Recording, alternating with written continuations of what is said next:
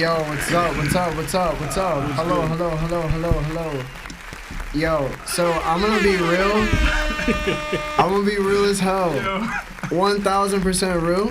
We're all late because of Sebastian. Yo, we are, and it's my fault. It is, yo. I completely was on time. I don't know if that's true or not. Everything, bro. I was out here. All right, no, seriously though. So there. Oh, it's Seb's? Yeah, my bad. Seb is like a big ball of rubber bands right now. Dude is everywhere. Dude, There's no linear, like... Linear? Yeah. Linear. Oh, man. Linear? I don't know, bro. It's like lunch and dinner. Maybe. All right. Bro, so, paid, bro. I'm going to apologize for the thumbnail. I thought this week was break week. I'm not even going to front. Yo, Lionel, move over to the right, bro. What happens if you want to get close, bro? Joke. Now it's like you All want right, this. anyway, we're good now. So, my bad. I thought today was like break week. I'm not even going to cap. Like, I created the thumbnail thinking like, yo, the chapter was just done. I didn't create any chapter questions. Yo, none. So I'm going to have to freestyle this. It's not going to be as professional today. So, Mabi, thank you for all the super chats. Oh, man. Let's go. It's good.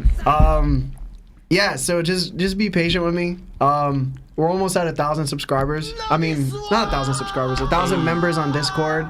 We're one away. We went to. Oh, my name is Larry. Lawrence. Lino. And this is that One Piece talk. Where we talk One Piece. I apologize for how discombobulated this episode has started. Yeah. I feel like that's my Yeah. fault. No, I'm not gonna lie. I'm still a little discombobulated, bro. I like how sick. using that word. Because Yo, the chapter, the new translation, Luffy. He used it. Yeah, he did. Yo, I didn't even read I'm gonna be 1,000%. I didn't read that official translation either. Yo, and I always do. I always do. It was a busy day yesterday, bro. Yeah. So, I think we're all. I think me and Sebastian specifically are off track because we went to AnimeNYC. Yes. And we had a really good time. Oh man. So I don't know if you guys noticed, but I dressed like Buggy. I promised you I was gonna do it twice. I did it the second time. We went to AnimeNYC and it was just lit, yo. Yo, it was dope. And it was annoying as hell. Everybody wanted to take a picture with me, Y'all bro. understand? Larry got stopped for pictures like 80 plus times. It might have been 100 times. Damn. Like, Bro, yo, it was a lot, Well, the bro. buggy costume was legit. Yeah. It no, it was. It looked good. Yo, it wasn't just him though. It was Hidden Island and Par. Mm-hmm. Everybody's costumes were so good. I think Par had the best costume. Yeah, he was did. personally, But it was the most recent. it was Vegapunk. He dressed was like Shaka. Shaka. Yeah, yeah, That's that was so that's funny. And then his wife Teresa ended up dressing as York. The one that like eats and sleeps Really? and stuff in the That bathroom. is funny. They Yeah. just came out. How'd you get those costumes? Yeah, that's what everybody was saying. Yeah, how'd you get those costumes? Teresa's a magician. Like she literally just created this and was just like, bam. It was a straight up walking spoiler. Yeah. But like only people who knew. Right. Because it was like Vegapunk would be on the bottom of his leg kind of thing. So it was like if you don't know already, you don't even know. No. So he had the Right. mask and he had the 01. Yeah. Thank you guys. Thank you. So it was just like really, really fun. I got to meet some like Oh man. popular people. We saw King Vader. Yeah. Sebastian tried to say what's up, but like he was leaving, and I Yeah. think his like manager was like, "Yo, like that's the last person that's gonna meet him." I So we didn't dubbed. get to. Yeah, he got dubbed. Larry didn't get dubbed though. I didn't get dubbed. Larry met Gia, yo, and I don't know if y'all know her. She's like a popular TikToker. Oh yeah. Yeah, She's super fine. I mean, super dope. yeah, Watch Yeah, yourself. watch yourself. You on camera. yeah, bro. Table thug. Anyway. Yeah, you better start using cocoa butter instead of shea butter. You get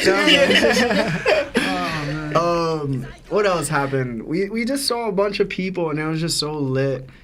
I mean, bro, I literally took pictures with like 80 plus people, bro. Yeah, it was a lot, bro. Like, even like I walked away from Sebastian for a quick second because I needed to use the restroom, bro.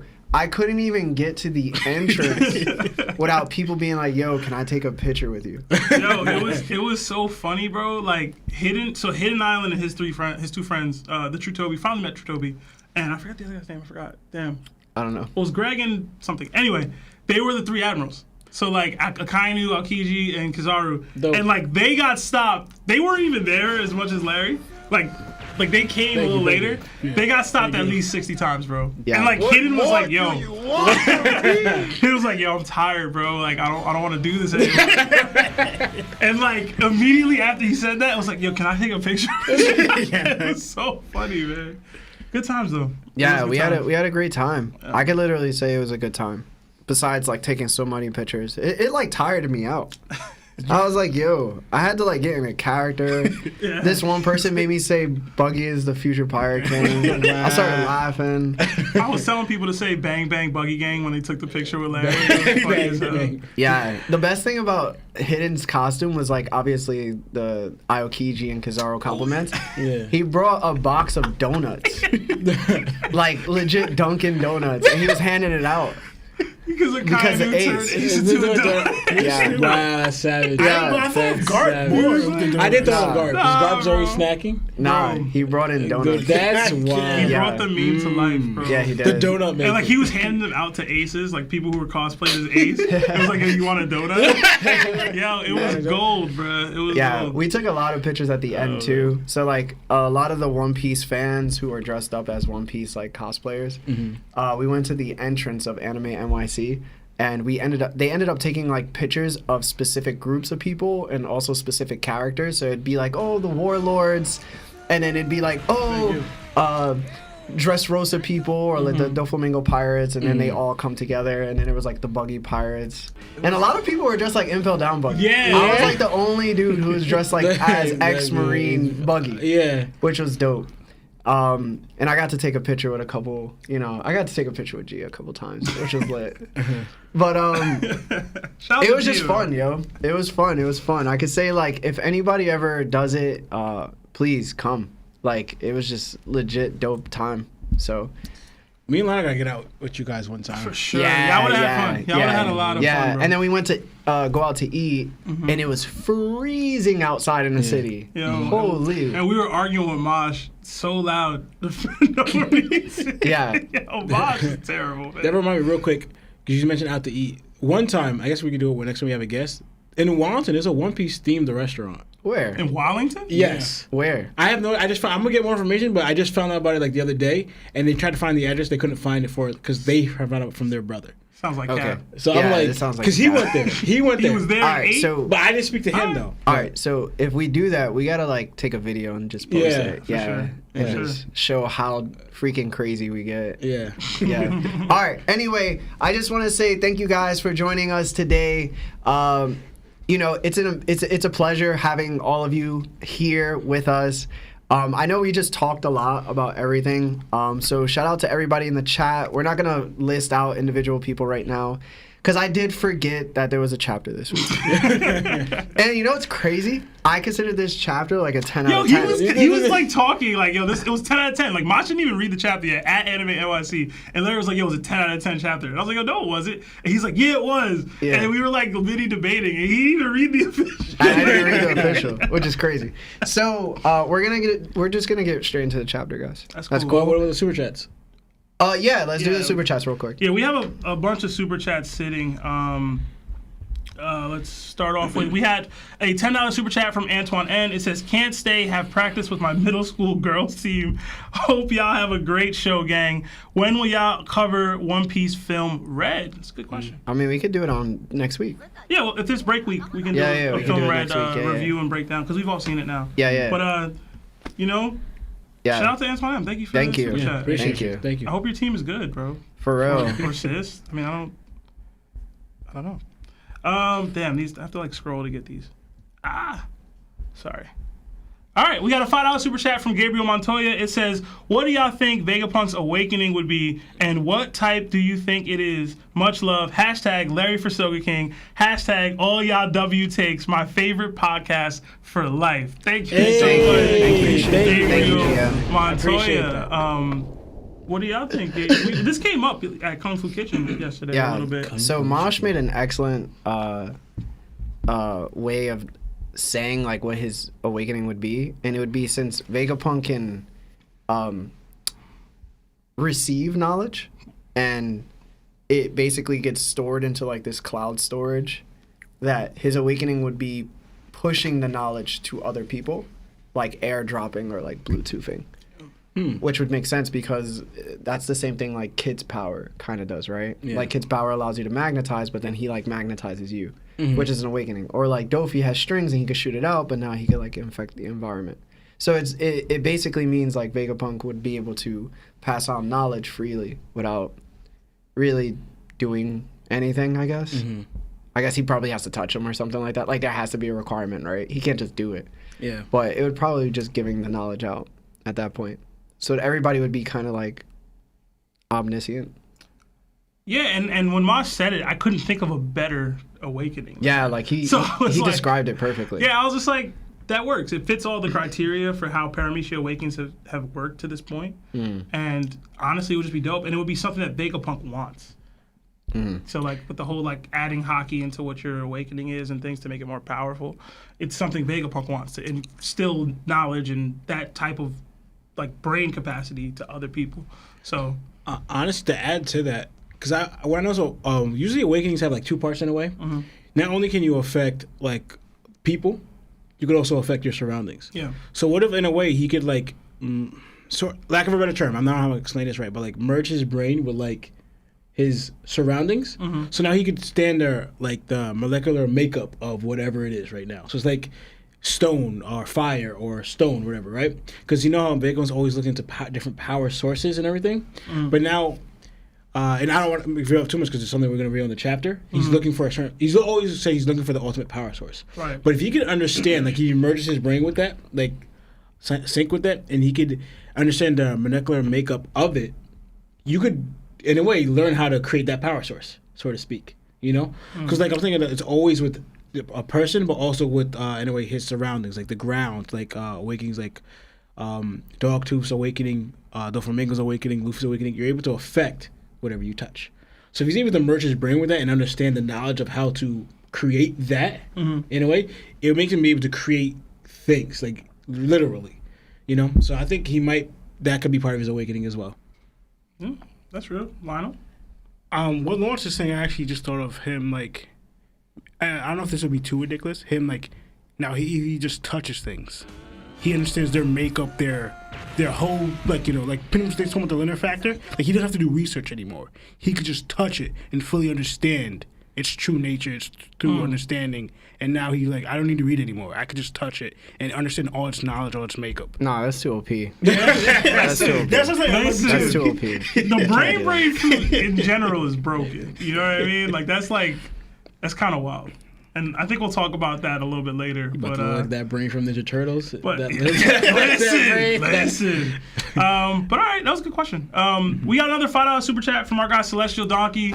Celestial, thank you so CD. much. Thank you. You're not gonna want to say thank you because it's just hashtag Buggy Gang. You know what I'm saying? Listen, Larry was vibing his Buggy, man. I think he's coming I around. asked, did you become Buggy when you were just? Yo, I tried my best. Did you hard. ever at one point say, "You flashy fools"? No. Shut up, man. There you Shut go, up. you flashy fools. Sebastian just thought my Riz was His incredible. Riz was crazy. Bro. He felt like Riz I was crazy. bagging everybody. And I was like, bro, I'm just Yo, chilling. me and Moss were in awe of the Riz, bro. We Oh was. my God, bro. We was. Anyway. But thank you so much, Celestial. We got a 8-month membership to Nakama from our guy Oz the Phenom. It says, working late, boys. I'll watch the VOD later. Oz, whenever, bro. Whenever you're available, we'd love to have you in here. Or if you got to go, that's cool. But we really appreciate the membership subscription. Yes, thank you so much. Yep. All right. We got another $5 super chat from Soga King. It says, someone say hashtag Buggy King. I hate you guys. Celestial beat you to it, Soga King. But Soga King's up next. Thank you guys. Thank you. All right. We got a $50 super chat from our guy, Joy Boy Mark. He's so consistent with these, man. So thank you so much. Thank you so much. It man. says, you guys sending love and to say that I don't think Oda has missed yet this year in terms of groundbreaking chapters. This year? It was a long year. There's a couple chapters there that might have been a miss. But I think he's been hitting pretty hard recently. You know what I mean? But There's ripples, bro. effects. You feel me? Maybe he means post Wano. Yeah. You know? But if it's this year, Wano was all up in this year. Yeah. So, Yeah. but thank you again, Thank Joy you. Boy, man. Thank you. I see Par Vision in the chat. What up, Par? We got a $2 super chat from Serial. It says, "I'll be the one to say it. Hashtag get your shit together." We're trying, man. Listen, no, I'm saying this. Y'all understand what I did to be on this podcast today, okay? I was on the 49th floor of a building. The elevators broke. I had to walk down 49 flights of stairs, and I fell. I fell through cautionary tape and everything, okay? I am in pain. Yes, I was struggling, okay? But I'm here. I'm a little late. I'm a little discombobulated. I might have a concussion. I don't know, but I'm here.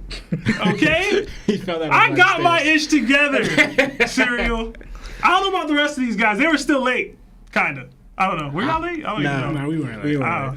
I apologize, but Are you done? I'm done. All right. I just felt I needed to get that Change fell out Sebastian's pocket. Yeah, it was bad, bro. It was bad. But we got... Did you slip on a banana?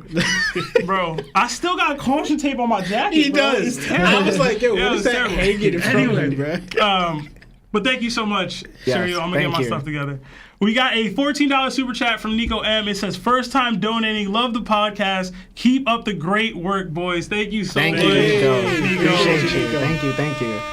If you guys see me down looking at my phone, I'm just creating the questions I didn't do. Okay, so bear with me.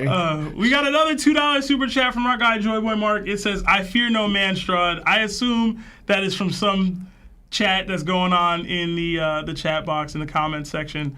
I stay arguing in there with some chat, but I haven't been able to keep up, so I apologize. We got another $5 from my guy Oz D Phenom. I thought you were leaving, Oz. It says hashtag Buggy Gang, hashtag Law for Papa. You might need to change the hashtag on that. Keep that. Law for Papa. Papa is here. You know what I'm saying? Bro. You guys picked the wrong Law cosplay. Papa. Y'all picked the wrong cosplay, but I'm not gonna get into that. Law Papa. You know I what I'm already saying? know. He which was one. gonna cosplay as you. Yeah, he was. He was. What? Yeah, man. It was a conversation. That is funny. There's no y'all calling It's absolutely free. I'm just saying, calling me Papa is kind of fits for some strangers. Don't You got no do it now. kids? Huh? What you mean? Lawrence, Shut up. relax. If you say me, we're fighting. All right? You'll fight The right now. first of my shadow Oh, clones. Lionel's the Shaka of Lawrence. Anyway, we got a $2 super chat from Gingo Diblo. It says, "You know why we here. Hashtag Larry Best Takes. Hashtag Law Cheeked Up." Wait. Law does have cake. Yo, This is true. you been checking out my glutes? You know what I'm saying? Oh, man. What's I squat. going on? I work out. Listen. Cheeked It up. said, "Could you guys?" We got a $5 super chat from PPMG. It says, "Could you guys see Fuji helping Luffy in the future, like Roger and Garp thing, to help for a bigger purpose? Much love." Yeah, to some degree, but ultimately Fuji believes in the justice. Yeah. He believes in justice, and if Luffy goes against that justice, then that's like, yo, I think there's a bigger debate to be had here, but I don't know if you want to get into all that. yeah, we can't. It's a chapter. Yeah. But Yeah. will that make two Marines though? I don't know how I feel about that because Smoker is kind of like, Smoker and Fuji just. Yo, Fuji might leave the Marines, bro. Yeah. Real talk. I think he'll probably be Fleet Admiral. No? Y'all see that? Yeah, that would be a good one. It's supposed to be I mean, Kobe, no? Kobe's Yeah. not going to be Fleet Admiral in the remaining Yeah, this would be timeline, bro. like how Kakashi became Hokage Yeah. before Naruto. Yeah. became Before the Hokage. actual I yeah. guess. That Yeah. was a good comparison. Yeah. Duh. Can't give Larry no credit, bro. Can't, bro. None, bro. Look at him. Letting the buggies get to his head. All right. We got a 3-month subscription to Nakama from our guy Soga King. It says, "Gotta go back to work. Have fun, y'all. Hashtag L Larry Takes." We back. We back. Thank you, Soga King. I appreciate it. I see you, Hime. Hime in the chat. He me.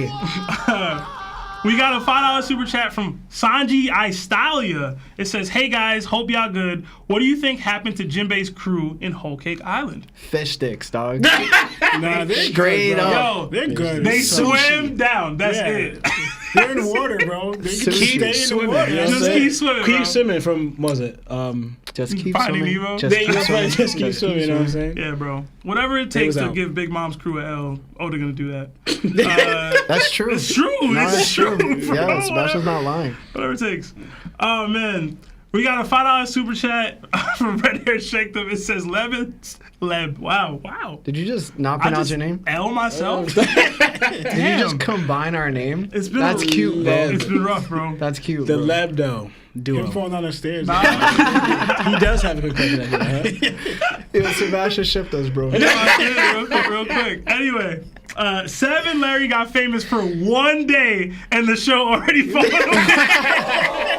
I wasn't famous. I was in a ninja costume. Nobody even knew me. Larry was the guy. He was the star. He was the clown star. All right. Oh my god. But thank you so much. We got another $5 super chat from Celestial Donkey. It says, only reason Seb was late because the Giants lost to the Lions and he was crying. Hashtag Buggy Gang. I didn't even get to see the game, and I'm glad I didn't because apparently we got were spanked. Ass, bro. Yo, we could not stop the run game. Yeah, this is an anime podcast. It was bad. I was like, y'all could not stop the run done? game. All I think right. we're done. Yeah, that's it. Stop it. Also, guys, please like the stream. We are currently at 84 congruent viewers, but only 41 likes. Please like the stream. Thank you. You gotta stop begging, bro. It's not begging. Yeah, that's weak. It's our peoples. That's hockey, bro. This is our people. The hockey ain't That's high, what you're doing. bro. Whatever, bro. Anyway, guys, let's get into the chapter. So, cover story time. The title for the newest cover story, my bad. The title for the newest chapter is Punk Records. We have Caesar the Clown and Judge Vince Smoke on the cover story, and they're about to clash in front of Niji and Ichiji, Sanji's brothers. The bottom text reads out, "What's your name again? Judge versus Caesar." So, the question is to you, gentlemen, who exactly forgot who, and did you guys expect them to clash immediately? And we'll start with Lionel. Actually, yeah, I kind of knew this might actually happen to a degree. I do especially believe that Judge does not remember Caesar. I think that's what it is. I'd be shocked that it's Caesar who doesn't remember Judge, but like, I believe that Judge is like, Caesar, you're insignificant to me. Like, you know, when that's just my view, because I think like the smartest of the group was Vegapunk and Judge, and you know, and the other two maybe Queen and Caesar. I don't know. Like, I know there's different takes on who's smarter between Queen and Caesar. I'm not sure, but the top is Judge and Caesar, because they even give the linear factor credit to Judge and Caesar. I mean, Judge and Vegapunk. Like, they're the two ones who focused on, who got famous for that creation. Not, they don't mention Queen or Caesar for that linear factor thing, but they mention Judge and Vegapunk. Yes. So I definitely believe that, and especially now even Big Mom wants to get, like, for instance, it's different with, I know Big Mom has Caesar, like, make the Giants, but it was mostly what she was trying to make the mega marriage alliance with Judge to coincide what she wanted from the army, from Judge's people. So kind of again going to the Judge's fame. Okay. Lawrence? Yeah, I knew this immediately because I think I was saying it last time how Judge is not going to really have much respect for Caesar. You know, to me, I believe Judge is doing like, yo, who are you even again? Because I think even obviously the most famous and the best in the world is Vegapunk, and I think I mentioned before that even hierarchy with scientific power is Judge, but I think Judge is second class to fame, right? I think more people are aware of Judge than they are of Caesar, right? And so I think he wouldn't take the Caesar just coming here because also too I think Caesar already knew who he was because he said take me with you, right? To them, like, I know you're Judge's kids. Take me with you. I'm because he was trying to get away from Big Mom and that crew, like from Desrosa, you know. So, like, he used to try to find out like a way to escape from this, and he thought that to better take his chances with Judge, right? So the whole time I believe that Caesar knew who Judge was, but like I'm thinking Judge, has this very lofty view of himself and others. He's like, why should I? Who are you again? Why do you matter? You know. Like, and also he's probably much older than Caesar as well. So he probably views him as, like, this scientific brat who didn't achieve anything up to my level, right? I believe Judge probably only views his real rival in scientific is probably Vegapunk, right? And it looks like you guys see the background, so they were scrapping. Like, Yeah. So, That could be from Big Mom stuff. You think? But, I mean, yeah, there's damage there. yeah, it could be. I was trying to think if it was before them, but to me, it looked like they could have been scrapping because I don't know if Judge always carries around his weapon or his spear with him. But I believe, to me, I thought them clashing from the get. Like he wouldn't just readily accept him. Like, because I think he would have a poor view of Caesar. What you think? I think I don't know if it was me or you who called it, but we definitely talked about them two probably scrapping when they I don't see them just getting along instantly. I do think they will come to some sort of agreement or partnership here. But that's me. I just like to see Ichiji in the background like huffing like these dudes, bro. They can't even scrap. When you see two people you know can't fighting, you know. I don't know. Think Judge can fight? I think he can. I think he's average, you know, but yeah, I didn't think much of it. You know me, I still believe that they gonna link up under Buggy and Cross Guild for my little, you know. I'm still holding out hope. We sowing the seeds. It's getting there. It's getting there. All right. Yeah. So for me, it was kind of funny because I didn't know what to expect on their first meeting because I feel like when Mads was put together before the world government was involved, I believe.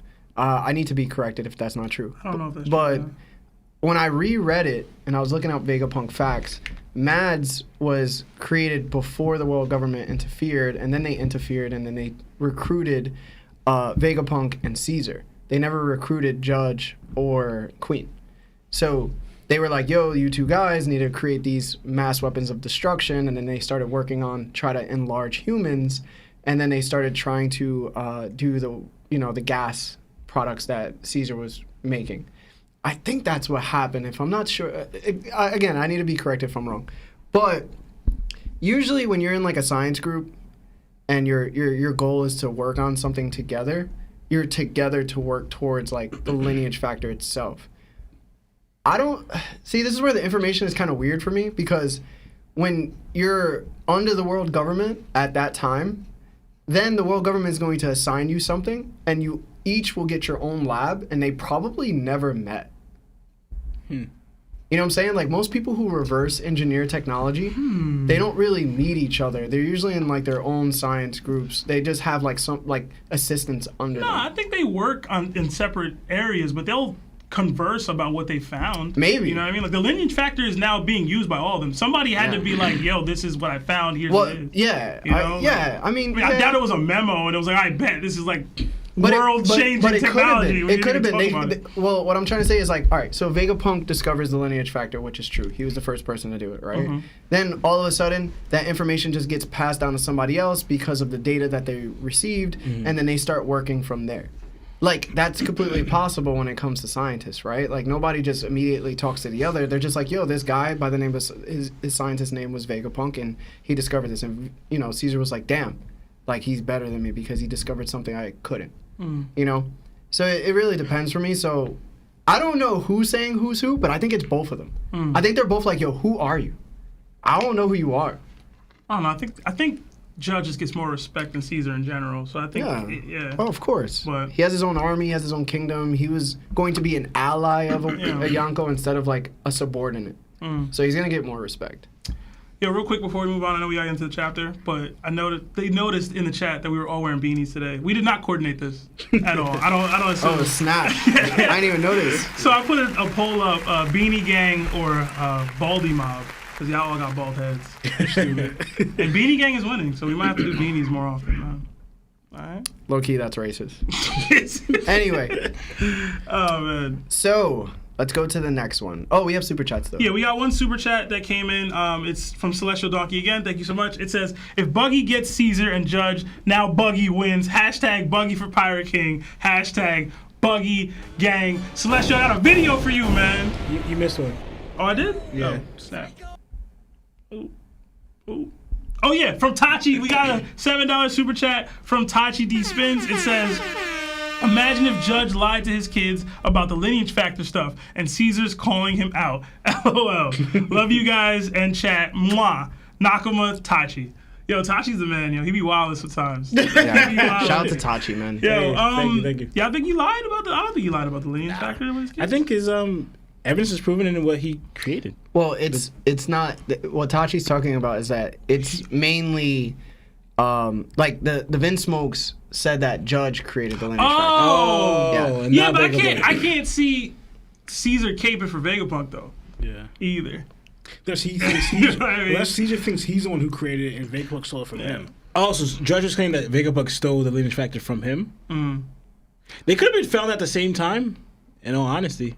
And Caesar's the one that took the credit. I mean, Vegapunk's the one that took the credit for it. Like, you know what I'm saying? And then that's probably why they split. It's like, no, I found this. And Vegapunk's is like, it's whatever, dude. I'm just trying to get this done. Like, you know? And the judge took it personal. I don't know. I'd love to see a Mads flashback. I don't think we'll get it, though. I'm just kind of curious because, like, also, too, what was also mentioned, but they don't give much light, is we know the lineage factor, but also bloodline elements. You know? Like that, because Vegapunk mentioned that. Bloodline elements. It's the same thing. It's thought bloodline it was elements the and lineage factor are the same thing. That's what I was thinking too. I was hoping they were different because it'll be interesting. No, if they were different. they're the same thing. Yeah. It's literally just different wording. We got one more super chat and then we can move on. It's from Strad, $2. It says, a cut for all who have gave money so far. Stop it. Stop it.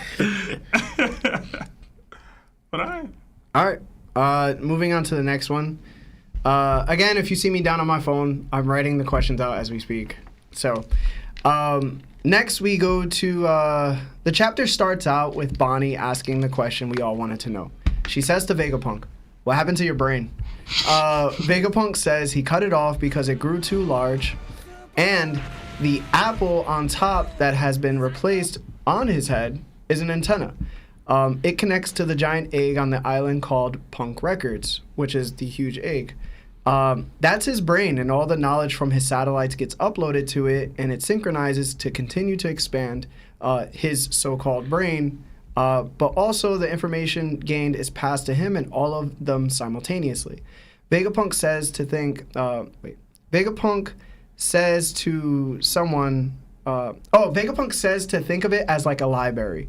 He wants everyone to access his brain so all of humanity can share his intelligence. He wants to take it a step further, more, and have all of humanity update their knowledge to it too and create a sea of knowledge. Jinbei says, wouldn't that have like ideologies clash? And Vegapunk then says that science will never advance if we spend all of our time worrying about that.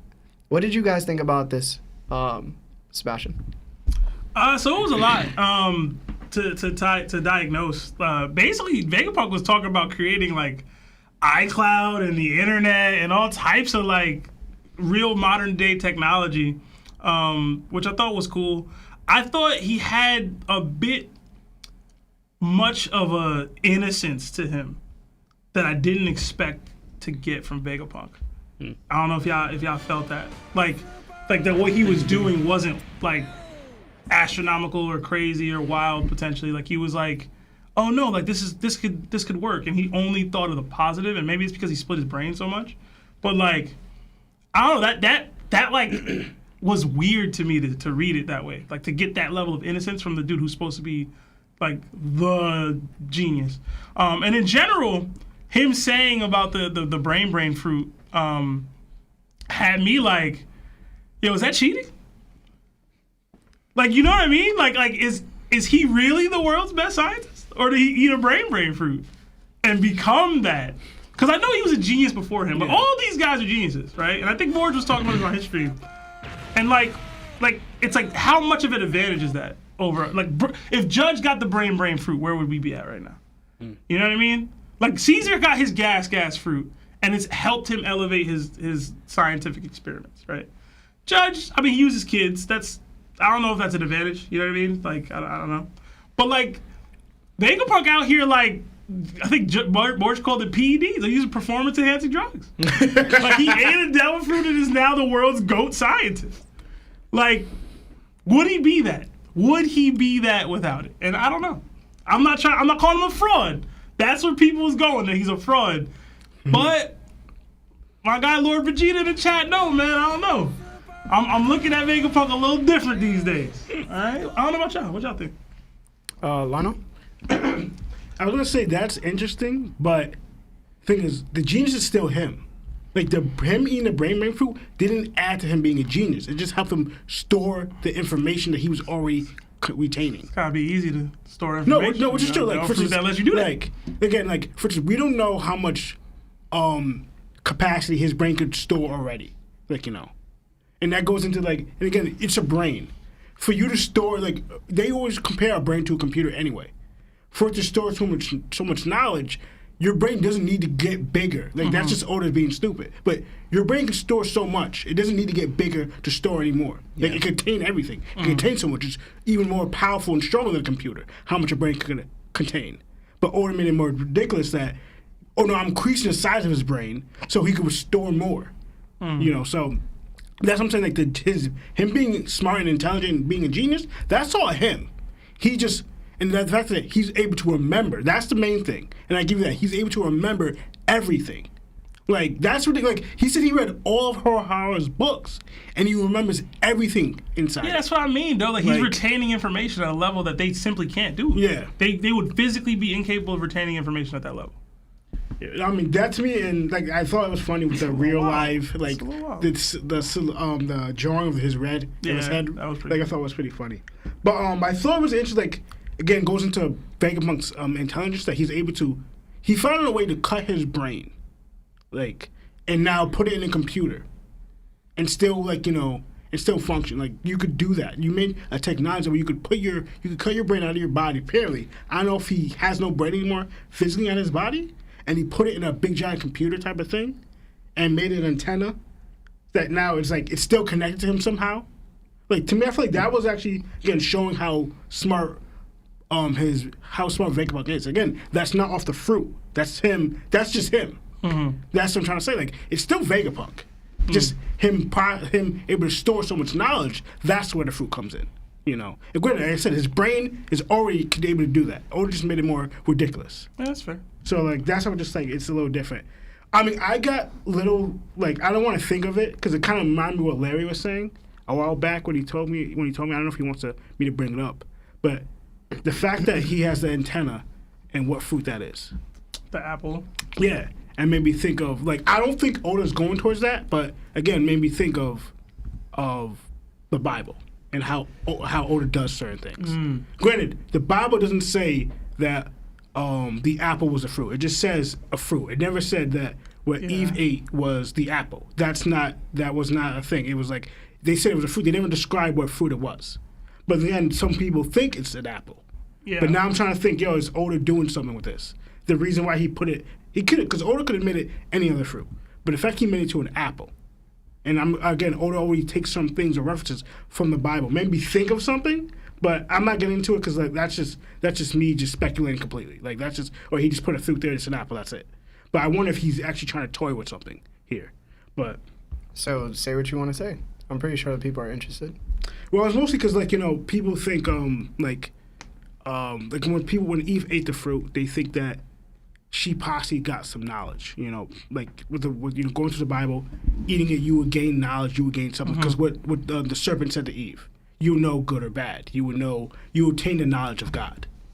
And that might turn into what Vegapunk in a way, his brain eating this fruit and now he made it to antenna, he's getting the knowledge of God in a way. Like he's able to obtain all this information, he's able to create all the science that he's reaching in a way, God level intellect.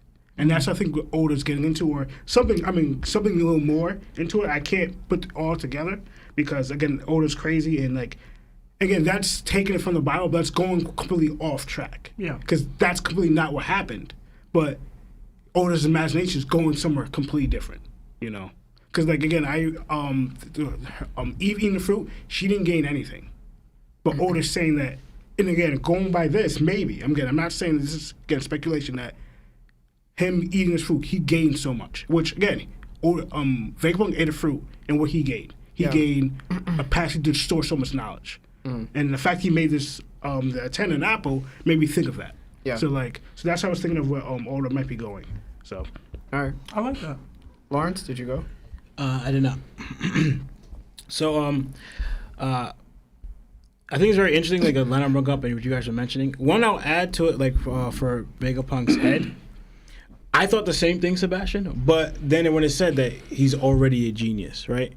So, yes, it definitely adds to his genius. Taking steroids, man. But to me, how I look at it is, for example, you always, they say computer, right? So, you have a monstrous computer that has all this already stored data into it, right? But a lot of computers, you could fill up their memory bank, You know, like even we grew up with PlayStations that you had to have a memory card, right? So, but this one, you have one where it's like, all right, the memory's so good you never have to run out, right?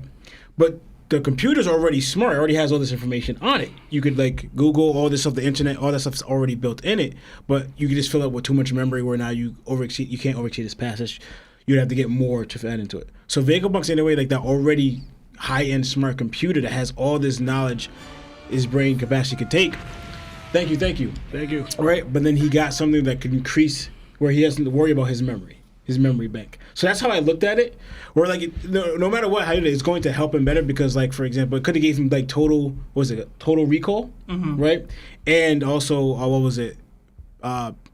Picture perfect memory, where you could look at something once and then you can never forget it. And total recall, where you remember everything you went for. If the brain added to that, that is a factor where like now you could look at DNA, you could look at molecules, you could look at things and already have that knowledge in your head. So I'm not gonna call him a fraud for that, but he definitely got a help for that. But then he on that juice, man. But all these people in the show, like their greatest gets help from it. It's rarely you get people or not. Like we got into this conversation before, right? So and then going into like splitting of his head, like Lionel said before, one, the human brain really is like, yeah, we're imperfect, so we can't recall everything, but we can just store unlimited amount of data in our brains already, right? We just, with our imperfect minds, we just forget certain things, right? But it's all in there. Like the way the brains is developed, right? Or the way the brains were made, you could keep learning and filling up this without ever having to fill up anything. You know, there's the unlimited storage in our minds already. So then him expanding on this with the fruit and then having it grow that way is basically kind of hinting, I guess what Lionel's trying to say is like, he's getting past his imperfection of like forgetting stuff, you know? So, and then going into like what he did here, I'm not gonna lie, it made me think of, not that I agree with it, but I can see why the world government wants to kill Vegapunk, right? The reason why, this idea is exactly what O'Hara was doing. Like, it's exactly what O'Hara was doing, right? Because he said, it's funny, what he linked it to. He said, think of it as a library. The tree of O'Hara was a literal library. But what he's trying to do is something more dangerous to the world government's eyes. Instead of them having to go and read those books, put in that work, he just having it channel straight into your head. Yeah. So you're just going there syncing, like you're plugging your brain into like his brain or all the other brains in the world, and then gaining their information, gaining their knowledge, right? This is heavily what the world government fights against. They do not want this in the slightest. Yeah. Yes, it'll be better for mankind, and that's why I actually like what Jinbei said, because also what it could create. And I'm not saying that what the world government is focusing on, because like you're going to have different ideologies and people believe things where, because like for example, more knowledge creates more questions, right? But also what people tend to do with that knowledge is different from what someone else would do with that knowledge. Someone could go, even for example, someone could go through the same exact thing in life, the same exact experience, and see the same exact thing. But people are individuals. So like cortisone and dopamine. Exactly. Mm-hmm. So your outlook on how this was, how it perceived to you, could be way different from how it's perceived to someone else. Someone could see, oh, I want to save the world. Others could say, I want to destroy the world. Others could think, you know, I'm going to be selfish. And they're not. What they feel like they could be more giving. I think you're jumping ahead a little bit, though. Am I? I don't think we covered the Jinbei thing yet, right? No. Oh, shoot. Always happens. Always happens. Wait, no. No, wait. Can't let the twins do nothing, man. Yeah, you can't. What? They What just did go I do? off. They just go completely off. Kilter, bro. Like they What just did I lose do? patience. Yo, did You I his do? twin, bro. I didn't do Treacherous it. twin. All right, you done? Okay. Or do you want to keep going through the whole entire chapter? I'm not going through the whole entire chapter. My bad for jumping ahead, but thank you. So then I'm just going into like all right, going backtracking, right, about the whole entire what O'Hara, right? O'Hara was trying to do what he's trying to accomplish here. I was saying why the world government would want to kill him. Not saying that they know this, but if they get a wind of this idea, I can see why the world government would want to put a stop to this. Because again, like I said before, Vegapunk is showing that he's trying to do, in a way, so to speak, too much for the world, and not so much for the world government. Right? The world government, in a way, is more selfish in the aspect. We want to keep control of the people, but mostly that what benefits us and the celestial dragons. But we're going to keep the people kind of ignorant and in check, right? giving them this access to knowledge is going against exactly what the world government wants to fight against. Because in a way, with this one, you won't be able to control them because they have this information. And if you have all the intellect, what Vegapunk has, how are you going to control that? Right. They're going to know too much. So, and so like I think, and then honestly, Punk Rock just sounds like a DJ, like a label to me. It's a label, bro. They're trying to sign Brooks. Somebody made that joke in somebody's stream, but okay, but yeah, I'll stop for now. What you got, Larry? All right. So what question are we on? it's the Momonosuke thing, right? No, not even. We even get there yet, bro. Jesus Christ. Sorry. So I'm just trying to go through the chapter and make questions. Bro, we can just go to the next question if you want, bro. Yeah, you guys took mad long.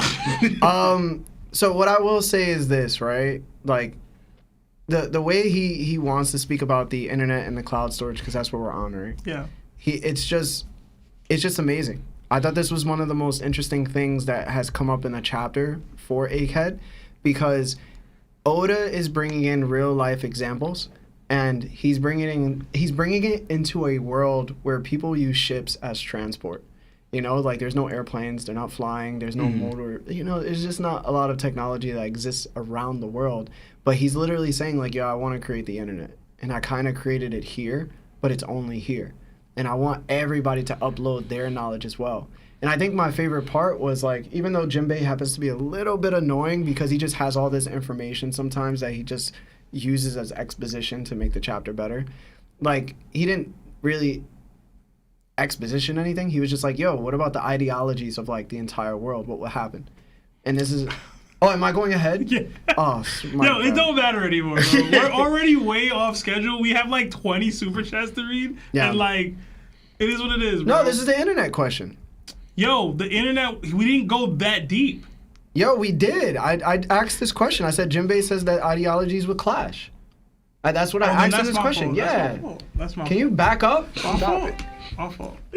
Anyway, as I was saying, all right, yeah. So I was just saying, like, the fact that Jinbei was just, saying that ideologies would clash is so much of a great example because Twitter. People don't really like hearing other people's opinions, and they don't like hearing that there's different religions. They believe that there's just one way to think about something, and that's it. And if you don't think about it this way, then obviously you're against me.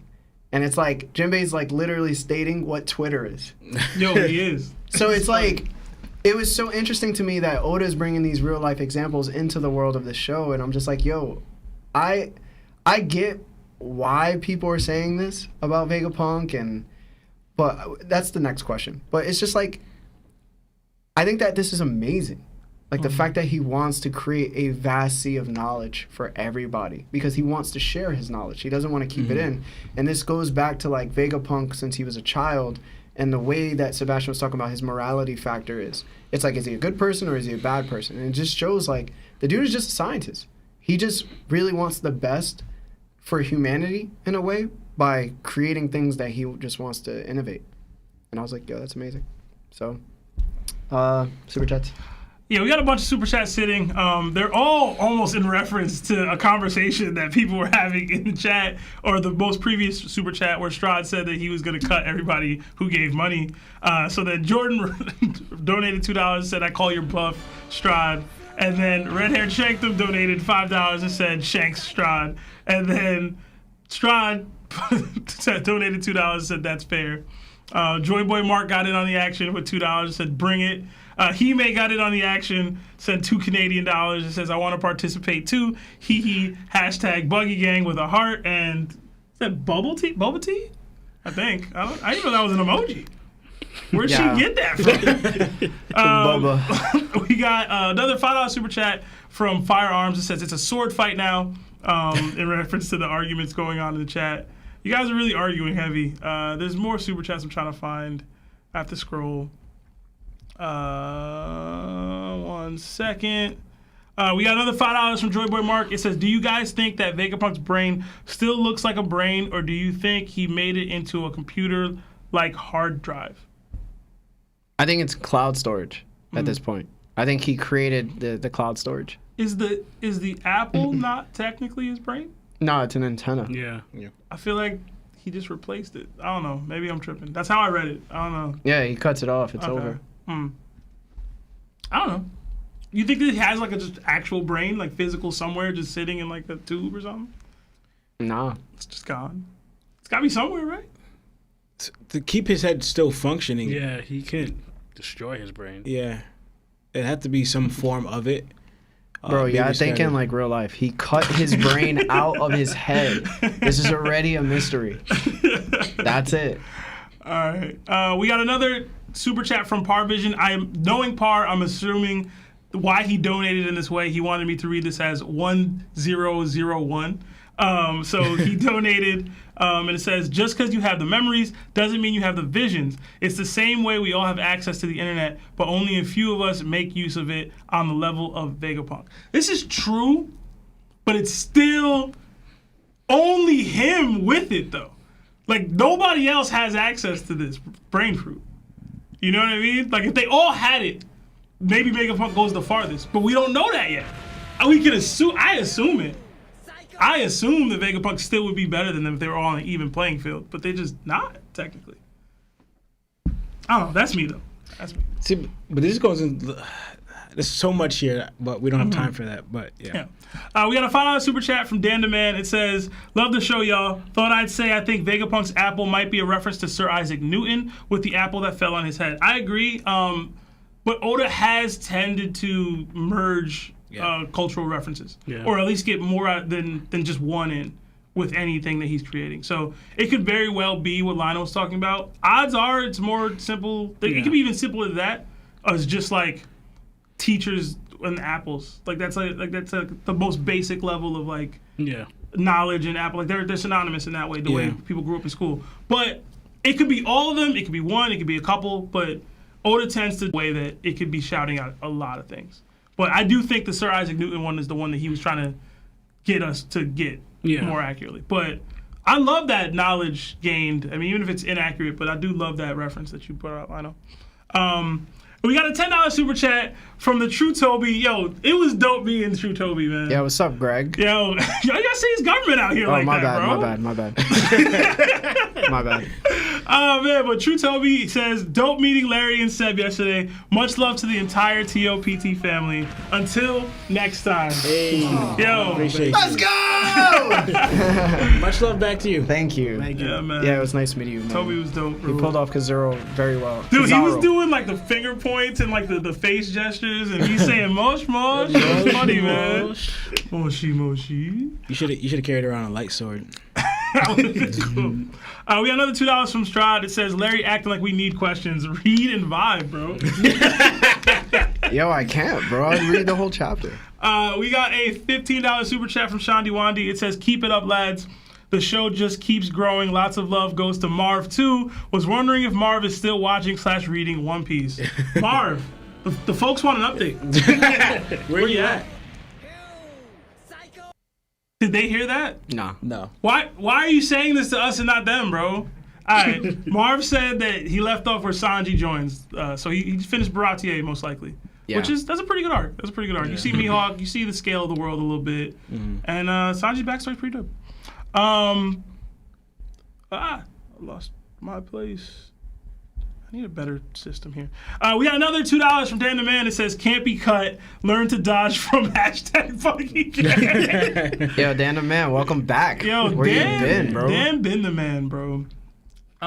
We got another $2.79 from Tachi D Spins. It says, natural hive minds exist in One Piece. Den Mushis. But did he create them? Like, how long have Den Mushis existed? We don't know. Yeah. We don't know. I don't remember that at all. Yeah. Did they have them, like... have they shown up in any flashbacks? I'm trying to remember. What, if Vegapunk created them? Yeah, I feel like they've been in a flashback. No? I think they just kind of... We don't... I don't Yeah. know. They mentioned that there was been in use, but they didn't mention anyone. That's a good question, though. Yeah. I'm going to do some research. We got a $100 super chat from our guy Celestial Donkey, man. So appreciated, bro. And it's a gag super chat. Yeah. It says, "Come at me, Strahd. I'll cut you back." #BuggyGang. Oh my God. Oh, CD. man. Thank you. Why did? You're so nuts. Because they're drawing our attention to it by doing it. So I'm curious. Oh man. And then we got Thank you so much, CD, man. And we got another $2 super chat from Strahd in reference to Parvision's super chat. It's 0.01. Please teach something that I'm about to continue that, bro. I'm not trying to read all the zeros at once. Yeah, we're just gonna ignore those. Then we got another $2 from super chat from Strahd. It says, at this point, I don't care what my messages say. Clearly, bro. Right. Clearly. That's the last of the super chats for now. Thank you guys so much for the support. Marv, can you do the sponsor real quick? This episode is sponsored by BetterHelp.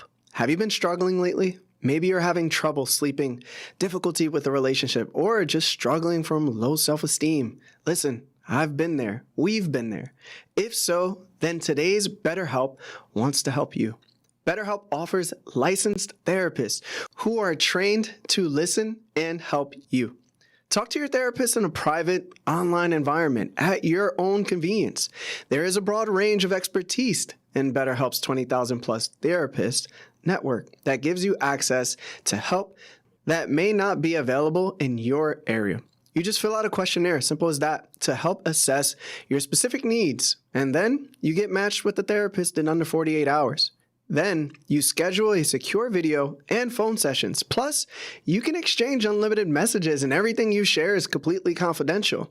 I happened to sign up at one point regarding my confidence issues. Next thing you know, my confidence issues are not issues anymore. I'm doing pretty well in that area. You can request a new therapist at no additional charge anytime. Join the 2 million plus people who have taken charge of their mental health with an experienced BetterHelp therapist. Special offer goes out to all that One Piece Talk listeners. You get 10% off your first month at betterhelp.com/TOPT. That's BetterHelp, HELP.com/TOPT. Thanks again to BetterHelp for sponsoring this episode.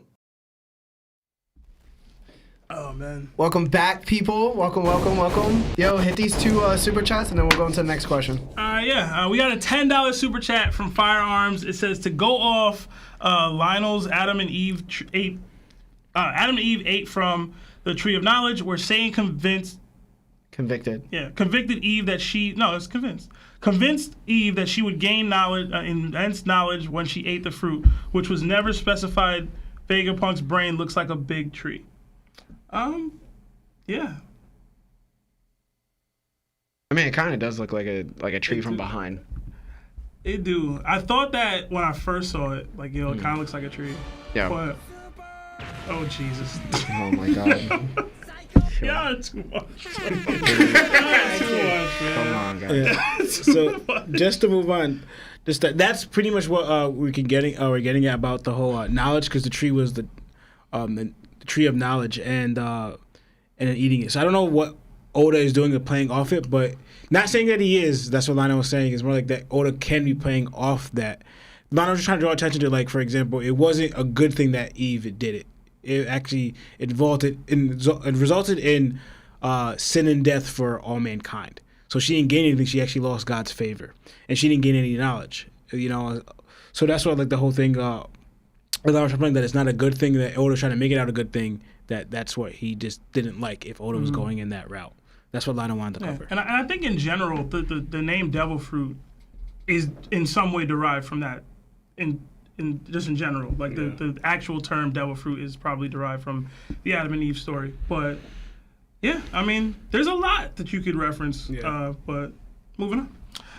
We got another $7 super chat from Tachi D Spins. It says, Strahd wants smoke. You got Blue Horizon and Amethyst Breeze in the back of a hookah lounge.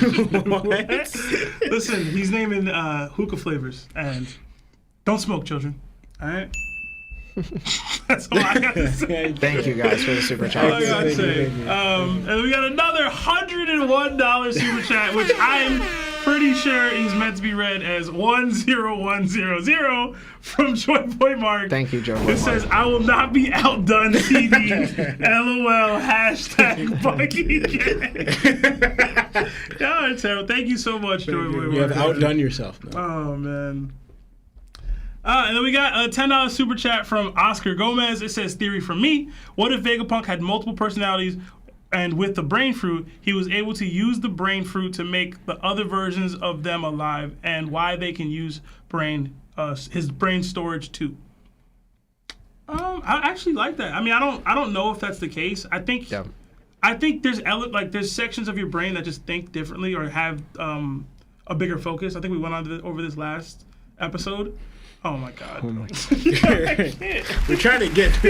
Thank you. Thank you. But there's sections of your brain that store specific knowledge or lead into specific thought processes and feelings and emotions and things. So I think he was able to. Larry's head is down.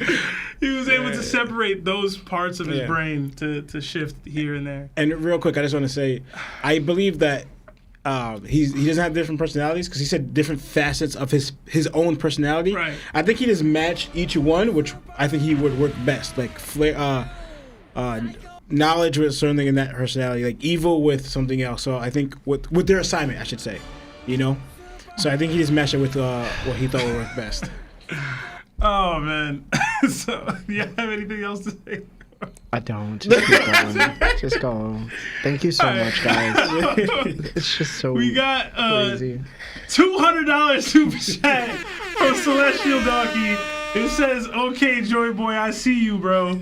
Hashtag Buggy Gang. Hashtag Lawrence for Papa. Papa. It's not Papa. Lord Papa. It didn't say Papa. It's Yo, Papa. Chris, put that 200 into the Lawrence for Papagoo. Yeah. Call me I Papa. don't even know, Jesus yeah, with Christ. that. Did we come up CD, with the- thank you so much. We haven't come up with it yet, but at this point, I'm going to see where it's at, and then, Go from there. well, yeah. Okay. But thank you so much, CD. Yes, You're always thank you. supporting the channel Jesus so Christ, heavily. you man. guys. You guys are so nutty. It's so wild. Appreciate you. Much love. All right. Oh, my God. We Warms got Papa's heart. another $5 super chat from Oscar Gomez. It says, "Another theory. What if black bladening I like that. Depends on how long you have hardened on your weapon rather than how strong your hardening is." Yo, what do we do? Wait, what? What are we doing, bro? I can't. It depends how hard you could get, right? What is he talking about? It depends how hard you can get. I think it's a combination of the two, if I had to guess. Oh, my God. Yeah, bro. All right. Yo. So, man, this is wild. Oh my God. Just to answer, I would just say like You guys are going to stress me out. You guys are stressing me out. Yo. I was gonna say like kind of like is more like the hardening is just you're fusing your will with your sword. So it's like kind of the connection you have with your sword. You're fusing your will into turning into a black blade is like you fully connected with your blade is what I'm trying to say. What was the question?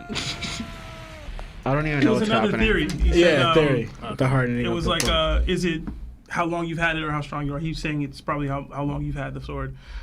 We got a $2 super chat from our guy Ryonosuke. Ryonosuke. I'm sorry. It says, "What's up, guys? Are we taking calls today? If we can get through the Japanese, 'cause we're still on like the second question and page like 7. I don't even know we got that far. So maybe, hopefully, we can take calls, maybe 1 or 2. But the goal is 2. And we got another $201 super chat from our guy Joy Boy Mark, who refuses to be outdone. Says, "I can do this all day." Oh my goodness. Hashtag law for Papa. Thank you. Oh, Recognizing man. the Papa that is low. Yeah, you know? Chris, just put that in a total. Also, you guys, Papa. what the just thank you. Thank you a million thank yous. I like the Captain America reference. I can do this all day. Yeah, that was pretty cool, man. But that's crazy. Because they're talking about fighting each other. You know, Yeah. that's funny. Dude. Oh my God. But thank you so much, Joy Boy. It says we got another $5 super chat from Red Hair Shankdom. It says, "At this point, I just want to stop y'all from finishing the chat." Guys are such dicks. Oh man, It was a good chapter. I don't know what's going on. It was a good chapter. You know what's crazy? The fact that I think it's a 10 out of 10 Yo, chapter. and people are like, yo, fuck that, But that's the last super chat I for think now. we can finally move on. We can move on. All right. Oh, man. Guys, thank you so much for all the super chats. Seriously, thank you. All right, now we move on. Next, we go to Bonnie. She tells Vegapunk that she doesn't care about anything he's saying. She takes out her junkyard lightsaber, and Vegapunk gets scared and tells her to turn it off. But Vegapunk doesn't say it out of fear. He says it because the saber attracts large insects. Then, that's exactly what happens. Insects comes by the dozens. Bonnie sees the enormous cloud of bugs, and she starts panicking, even crying. She then passes out, and Luffy wants to put a stag beetle on her. Vegapunk then says he can't blame Bonnie for wanting to kill him, and he's glad the weapon is a failure. Then he tells the crew that he knows they were in Wano. He asks them if it's true there was a second dragon on Wano. Luffy says yeah, it was eaten by Momonosuke. It was Momonosuke. Then Vegapunk says that he had eaten a failed experiment. Luffy says failed? He says yeah. Vegapunk spent 20 years of research to replicate that from Kaido's lineage factor. Everyone says, how is it a failure? It's a perfect replica, and Momonosuke can do everything that Kaido can. Vegapunk then asks, hey, what color was Momo? They say pink. Vegapunk slams his head into the ground and says, that's why it's a failure. What did you guys think about this reveal of us finally getting an answer on this? Start with Lawrence. So, I'm just gonna, because I know we talked about the whole Bonnie thing first, right? And it's just crazy how Bonnie's that scared. I mean, they're huge, but that scared of bugs that she like legit passes out. And I guess I don't know. You guys see that lightning? What happened there? Did she use a lightsaber to like? Because I was kind of confused at that point right there. Because she yells out after she cries, sees the bugs. She yells out. You see all this lightning, and then she's passed out, and then the bugs are gone because the light's gone, right? So I was just like, you really backed out. You had that fear of bugs. So going to the real stuff, right? So yeah, so we have confirmation that it wasn't really a failure. It's a failure because Vegapunk is thank you, is a perfectionist, right? So that I'm happy about it, but also takes away the looming thought. We're like, yo, what side effect are we gonna see something play out later on with Momo, right? Would he have something to overcome, or is it like permanent? Like what's that? Because then now it goes into like he successfully mimicked or created one of the strongest downfalls exactly, you know. So now we have, for example, if Kaido's really dead, that fruit's gonna pop up again later. So now you have another potential dragon. If Kaido's still alive, you still have Kaido dragon, but you have two of those fruits, right? And this one of the strongest. So now, if it's just this, if he could just get out of that way, he could keep replicating, like, for example, abilities. And like I said before, right? He's mentioned in the past about he needed ultimate fire so he could mimic the sun.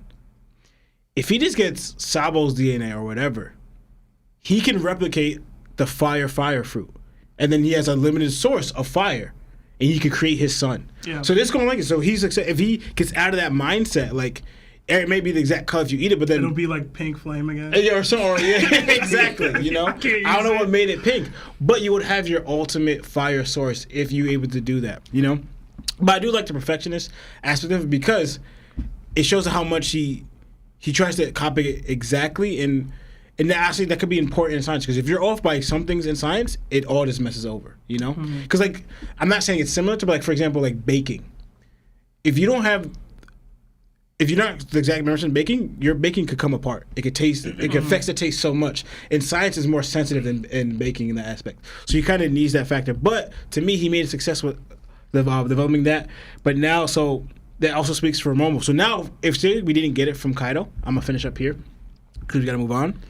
I think we see the awakening through Momo and not Kaido now?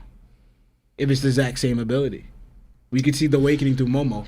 And if we, because most likely we're going to see Momo later on because I believe he's going to play a factor probably towards the end of the war. We shouldn't. I'll say that. I don't know that we will, but towards the end of the war, I think Kaido's had his fruit for like 40 years, bro. Yeah. This dude Momo's had it for a couple months. Yeah. Hey, Luffy awakened his ability in what? For 12 years. Yeah, bro. Nah. I would doubt. To me, that would be an asshole. Yeah, Lawrence, stop bugging, bro. That would be an asshole. Bruh. But who knows? Oh, to be wild. But what if that jump affected the fruit too? Yo, it's still. No, because I think he has fruit, but like that, the age, because he had the fruit must have aged with it. It doesn't match up with what Kaido said, bro. Yeah. Like, Momonosuke doesn't even have his mind Yeah. currently synchronizing with his current body. Yeah. And Avatar's Zoan Awakenings are just different. Mm-hmm. Right? Maybe. So like there was a reason why Kano didn't use it or whatever. I don't know. That's me. Yeah. I guess I'll give my take on this little scene real quick. I thought the Bonnie thing was hilarious, especially because like I'm glad Lionel's here. Lionel's also equally scared of bugs as Bonnie is. So like when he sees bugs, he reacts the same way, bro. It's funny as hell. You're thinking of Larry. No, I'm thinking of Lionel. That was old Lionel when we were kids. Same. And He it wasn't ain't grow out of bugs. that. It wasn't bugs. It was spiders. Same thing. You're thinking of Larry, bro. Remember that praying mantis rolled up on Lionel's shoulder? It was great. Oh man. Larry legit like tapped into the Speed Force, bro. I do want to give Larry a shout out. I think he was the one to call out that the failure thing was just the fact that it was pink, you know. And I think low key like after the fact it's kind of it should have been obvious to us because why would Oda's hyping Vegapunk up to be this great scientist, and all the other scientists have had some failure or some flaw, and it's like his flaw would be some arbitrary stupid thing that he thinks is a flaw. So like after it was revealed, I was like, yeah, it just lines up. You know what I mean? And beyond that, I mean, I didn't have much. I just really love the expositional dumps that Vegapunk gives. I think he's a funny character. That Bonnie scene was hilarious. And I like Luffy holding the stag beetle. It reminded me of Hana in Where's bro. yeah. So for those of you that know, I know. But Lionel? I thought Vegapunk being a perfectionist fully fit his character. Yo, bring your mic closer. Sorry. Yeah, Vegapunk being a perfectionist really fit his character. I think like that was spot on. Especially even the limited amount of information we have of Vegapunk, it fits like he would be that type of person. Yeah. You know? And I thought of like it can go into him making the fruit and him thinking it like, you know, it was a failure of being pink. But I'm trying to think Vegapunk's mind and what he's capable of. Was there any evidence of Momonosuke falling in water? Or being weakened by the sea? Because I'm thinking, do you think... Think he's making Yeah. better devil fruit? That's what he With should no do. fail? Yeah, no, that he's able to take away the weakness of the devil fruit. And that's what... And I'm going to the Lawrence again. The only way I could think that Momonosuke could go into awakening is what Vegapunk has done to the fruit. That's the only way that could possibly make sense. Is Vegapunk took away the weakness and also made it to the, Easier to access the awakening. The awakening's full power, like the ability's full power earlier on, instead of waiting for like, you know, certain things. Again, that's mostly how I think Vegapunk could do it, but I'm not saying that he has done that because there's no evidence that he did any of those things. I don't even know if he took the weakness from the fruit, but I don't know if we ever saw Momonosuke near Sea Stone and what his effect by it. You get what I'm saying? Was there any evidence of that? I can't recall. Yeah, right. I don't know if Momo's ever been in water. Or by Sea King. I mean, by Sea Stone. That's what I'm trying to think. I don't know. But again, I don't know. if like I can't, like you said, the evidence of evidence doesn't mean that. So like, It's evidence. yeah. It's So not The evidence. closest thing is like, you know how Yamato had the sea cone. I mean, I believe they were. The handcuffs were sea stone. I don't think they were. No, I think they were. yeah, but again, I just want to see, and we're getting more of what Vegapunk could do, and it's like us seeing Vegapunk now. It's been so long. I feel like it's meaning that we're being satisfied. And what Vegapunk's like, his character, his abilities, his mind, and everything. Like because we waited for so long.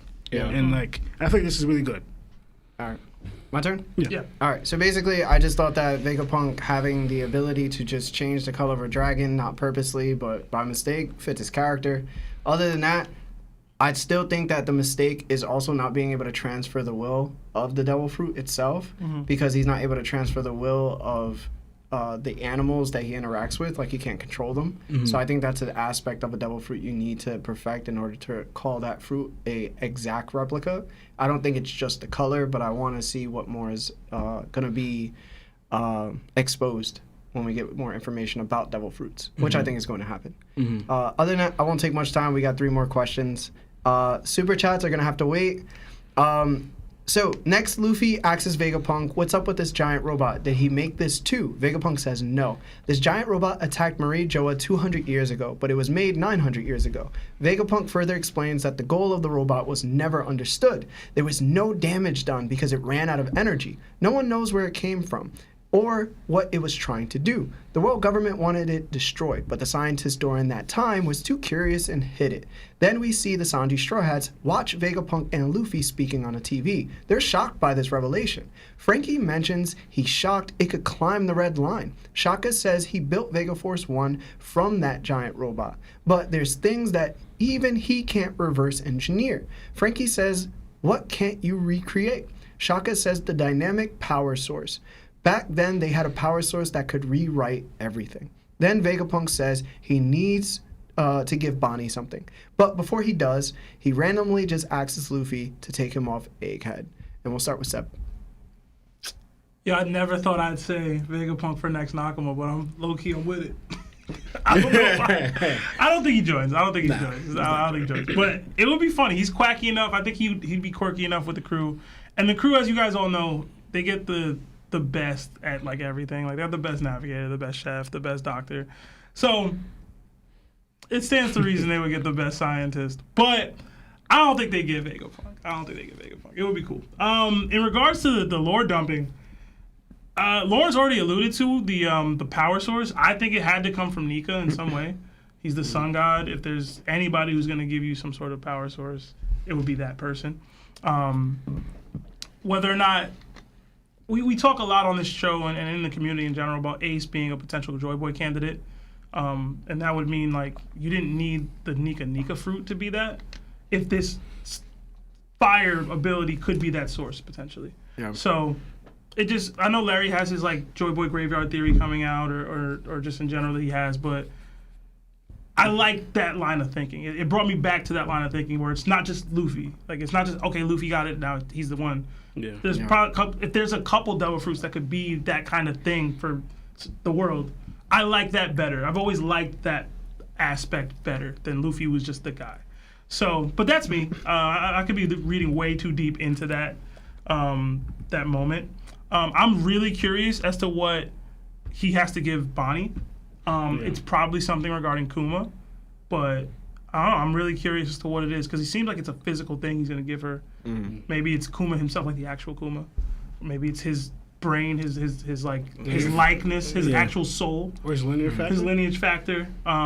There's people that theorize that they're going to put his lineage factor directly into that. We'll talk about it later, but the Kuma Seraphim.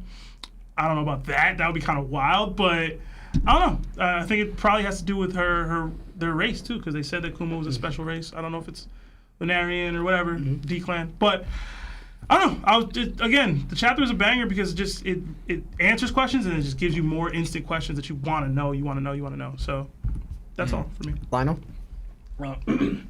I'm thinking when Vegapunk mentioned power source, he said it was the eternal flame like he was looking for? No. Okay. Because when Lauren said that, I just thought of there's another way besides Ace's. I just thought of Big Mom's ability. Dude. Or if you do. Oh, my bad. I was going to say Anel's ability.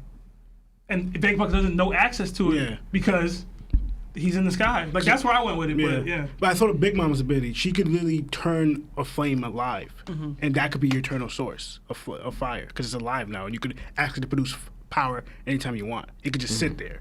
Mm-hmm. But that's what I thought. And I think, like, there's so many abilities you could use to just be that eternal source if you want. But, honestly, I don't really have a lot on this, but I'll stop here. Law? Yeah, so now, since we're going back to the last chapter, right? And talking about the machine, are y'all still not thinking that it was this machine here that they're talking about that came?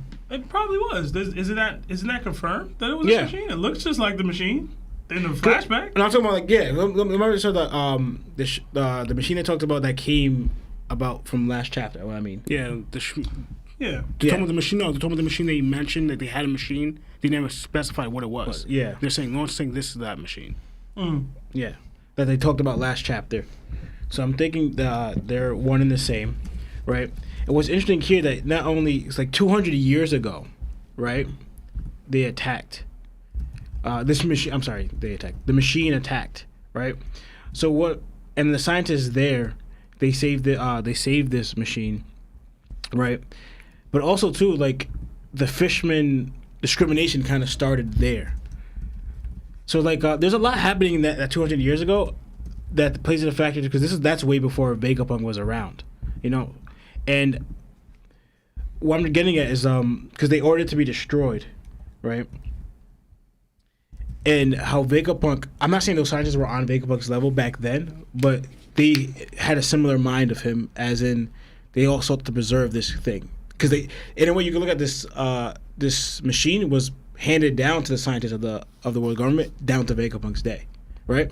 So you could think of this island, right, has been the host of scientists for the world government for years, for at least 200 years, because Vegapunk's not 200 years old, right? But they kept it here in this island. So that means whatever scientists the world governments have been stationed probably here, right? So you can think of like Vegapunk could also be learning from the other scientists from like the works that they left here themselves. That's all I'm getting at, because I know we don't have a lot of time to expand into everything. So then also here I want to get into what was it? Where we leave off at? Just let's skip me. Go ahead, Larry.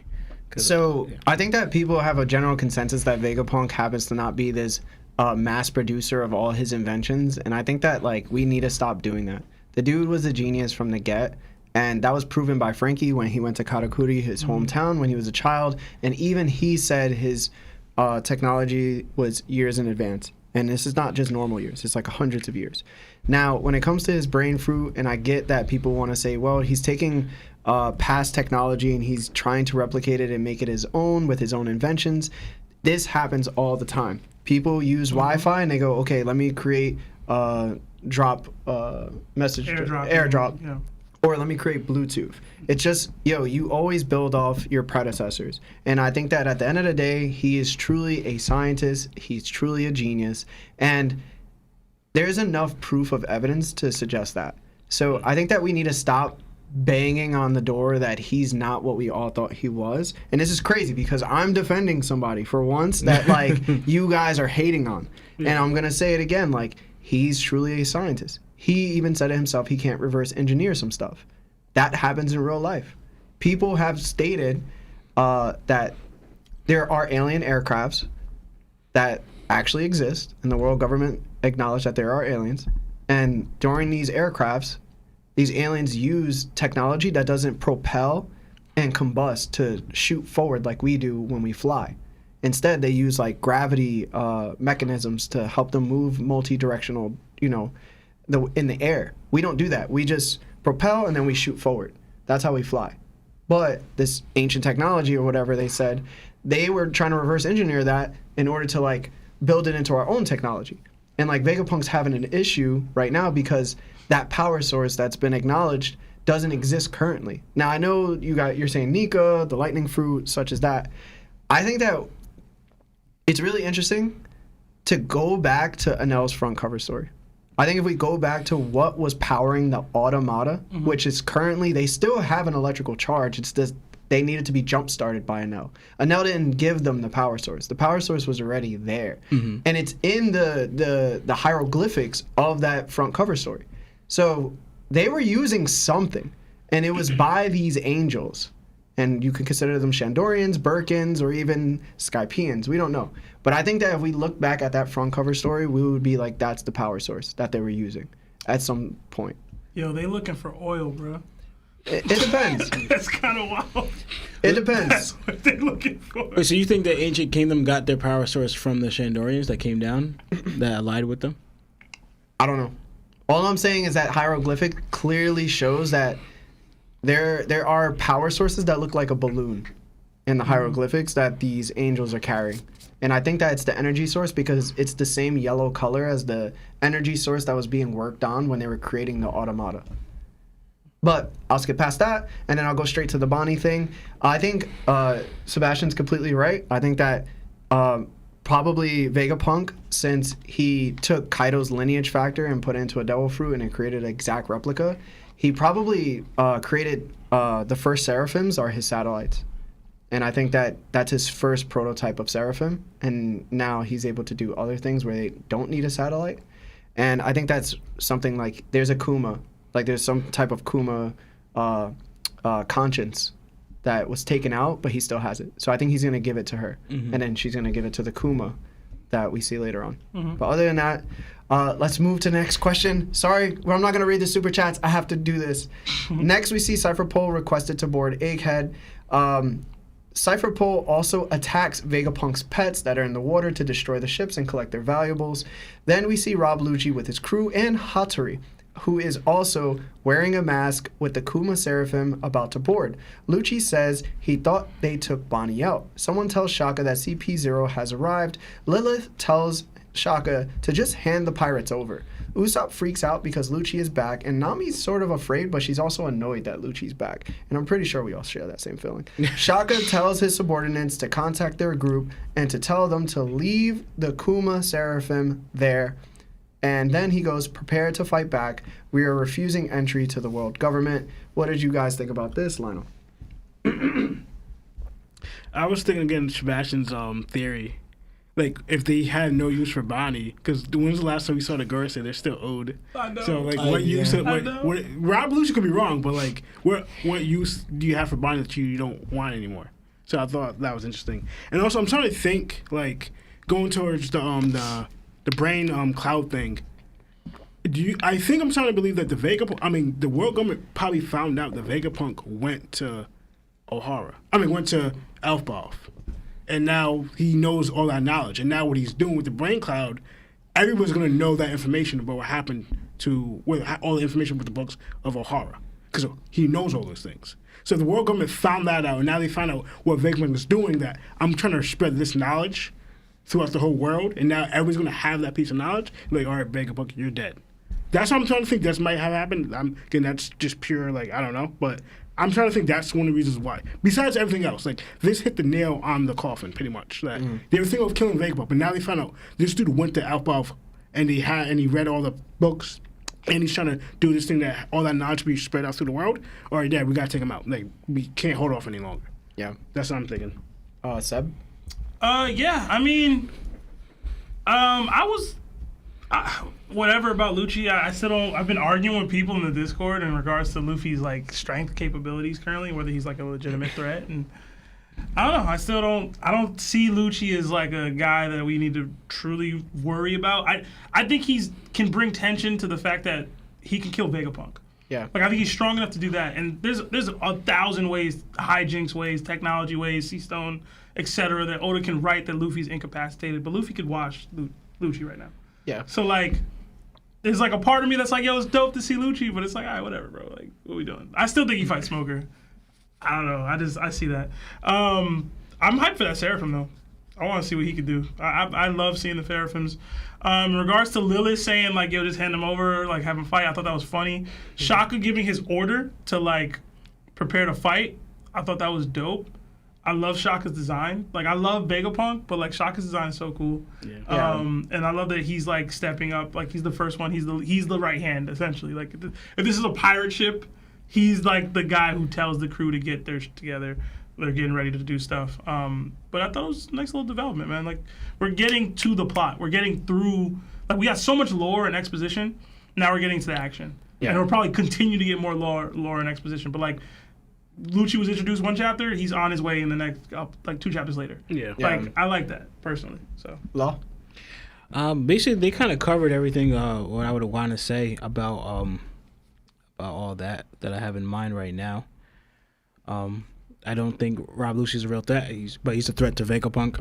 To me, the most threat here is probably the Seraphim, in all honesty. And I believe the Seraphim's probably stronger than Rob Lucci, because he's probably the strongest out of them 3 other CP0s there. And again, with the Shaka, I believe he's the eldest clone, or first son, whatever you want to call it. And he's showing that too, because they all kind of listen to him. Yeah. Anyway, so he's like the head, that one, which makes sense. And I think there's going to be more that's going to happen here, but we're getting reveals here. So, yeah. That's about it. What do you think? What you got? For me, Lucci can't beat Frankie. I'm 100% not sure if that's possible. I think it would be a very extremely difficult fight for Frankie, but after that, he's not beating anybody in the Straw Hats. Next, I would say Hattori actually wearing a mask I guess kind of confirms that he's elite within the CP0 because apparently all CP0 members who wear masks are of the elite stature in that group. Also, the Kuma Seraphim, I definitely want to see what he can do specifically. Lucci saying that they thought that they took Bonnie out. I don't know what to say about that. Like, whatever. Lilith was funny because that's a personality trait of Vegapunk, and I guess he does feel that way to some degree. Mm-hmm. I always say it, but like Usopp, anytime he's not like brave and cool, happens to just take a back seat, bro. Like, put Brook into the story and just take Usopp out for a second. Like, I just want to see people who are now in the late game being late game personalities where, like, we're going to deal with this stuff all the time. Like, this is nothing new to you, Usopp, so why is it new now? And then I think that Shaka is the Vegapunk I prefer to see more often. Because he is the cooler designed one, but he also has like that Idris Elba type of like confidence about him, which I love. So yeah, next one. So we go to Kamabaka Kingdom. Lindbergh yells at Kuma to stop. Everyone sees Kuma moving. Kuma's actually hooked up to some machine as well that the Revs have. Then Kuma just hits the jets and starts running forward. The Revs then state that he no longer has a will of his own, so how is he just moving on his own? Then Kuma falls on his face. He gets back up and starts running only to fall again. Then we see Dragon and Ivankov yelling at Kuma, asking him where is he going, and he needs to stay here. What do you guys think that's happening with Kuma? And then we'll go with Seb. Alright, so I love this Kuma interaction piece right here because it opens up a whole can of worms of what this could be. It could be the hive mind that Vegapunk has, like maybe he instilled it into Kuma, and like Shaka saying prepare for battle is what triggered him, right? It could be he just has this sense that his daughter's in danger, and it's like, I have to go protect her. It could be any number of things, you know what I mean? Like, I love that Kuma's gonna be here, and the other thing is it creates the opportunity to theory craft. Somebody posted, I think it was Villain, was a comment on somebody else's YouTube. I don't remember what it was, or whose YouTube channel it was. But they were saying that Kuma's going to use his ability to send Dragon and Ivankov and the Revolutionaries to Egghead. And I was like, yo, that would be great. Because then, like, I was looking at, like, yo, I think I talked about on the last podcast, it's like, Luffy talking to Dragon without Sabo as like a buffer lets him meet the real Dragon. You know what I mean? Without any sort of like, oh, like this is your dad or whatever. Like I prefer him to meet him in that way, right? Where whether they bat heads or they're cool, whatever. But I just like there's so many options now. Like that entire thing, like the fact that we got a flashback with Dragon and Vegapunk in it. Like Dragon seems to be a part of this arc. Like we've flashed to Dragon 3 times now. One of them was in a flashback. Like, is he gonna be a part of the Vegapunk arc? Like part of the Egghead arc? It could happen now for real, because Kuma's ability could get anybody there. So, plus I just like the drama of it. Like, Kuma's a really well-written character to this point, because it's so vague, but like he's done so much, he's impacted so much. We all want to know what it is. And that picture of him pulling off the machine stuff to walk, it just looks dope. Like, yeah, that was crazy. It was like a really fire drawn picture. Yeah, like it definitely was. Yeah, but that's it for me. All right, Law. No, yeah.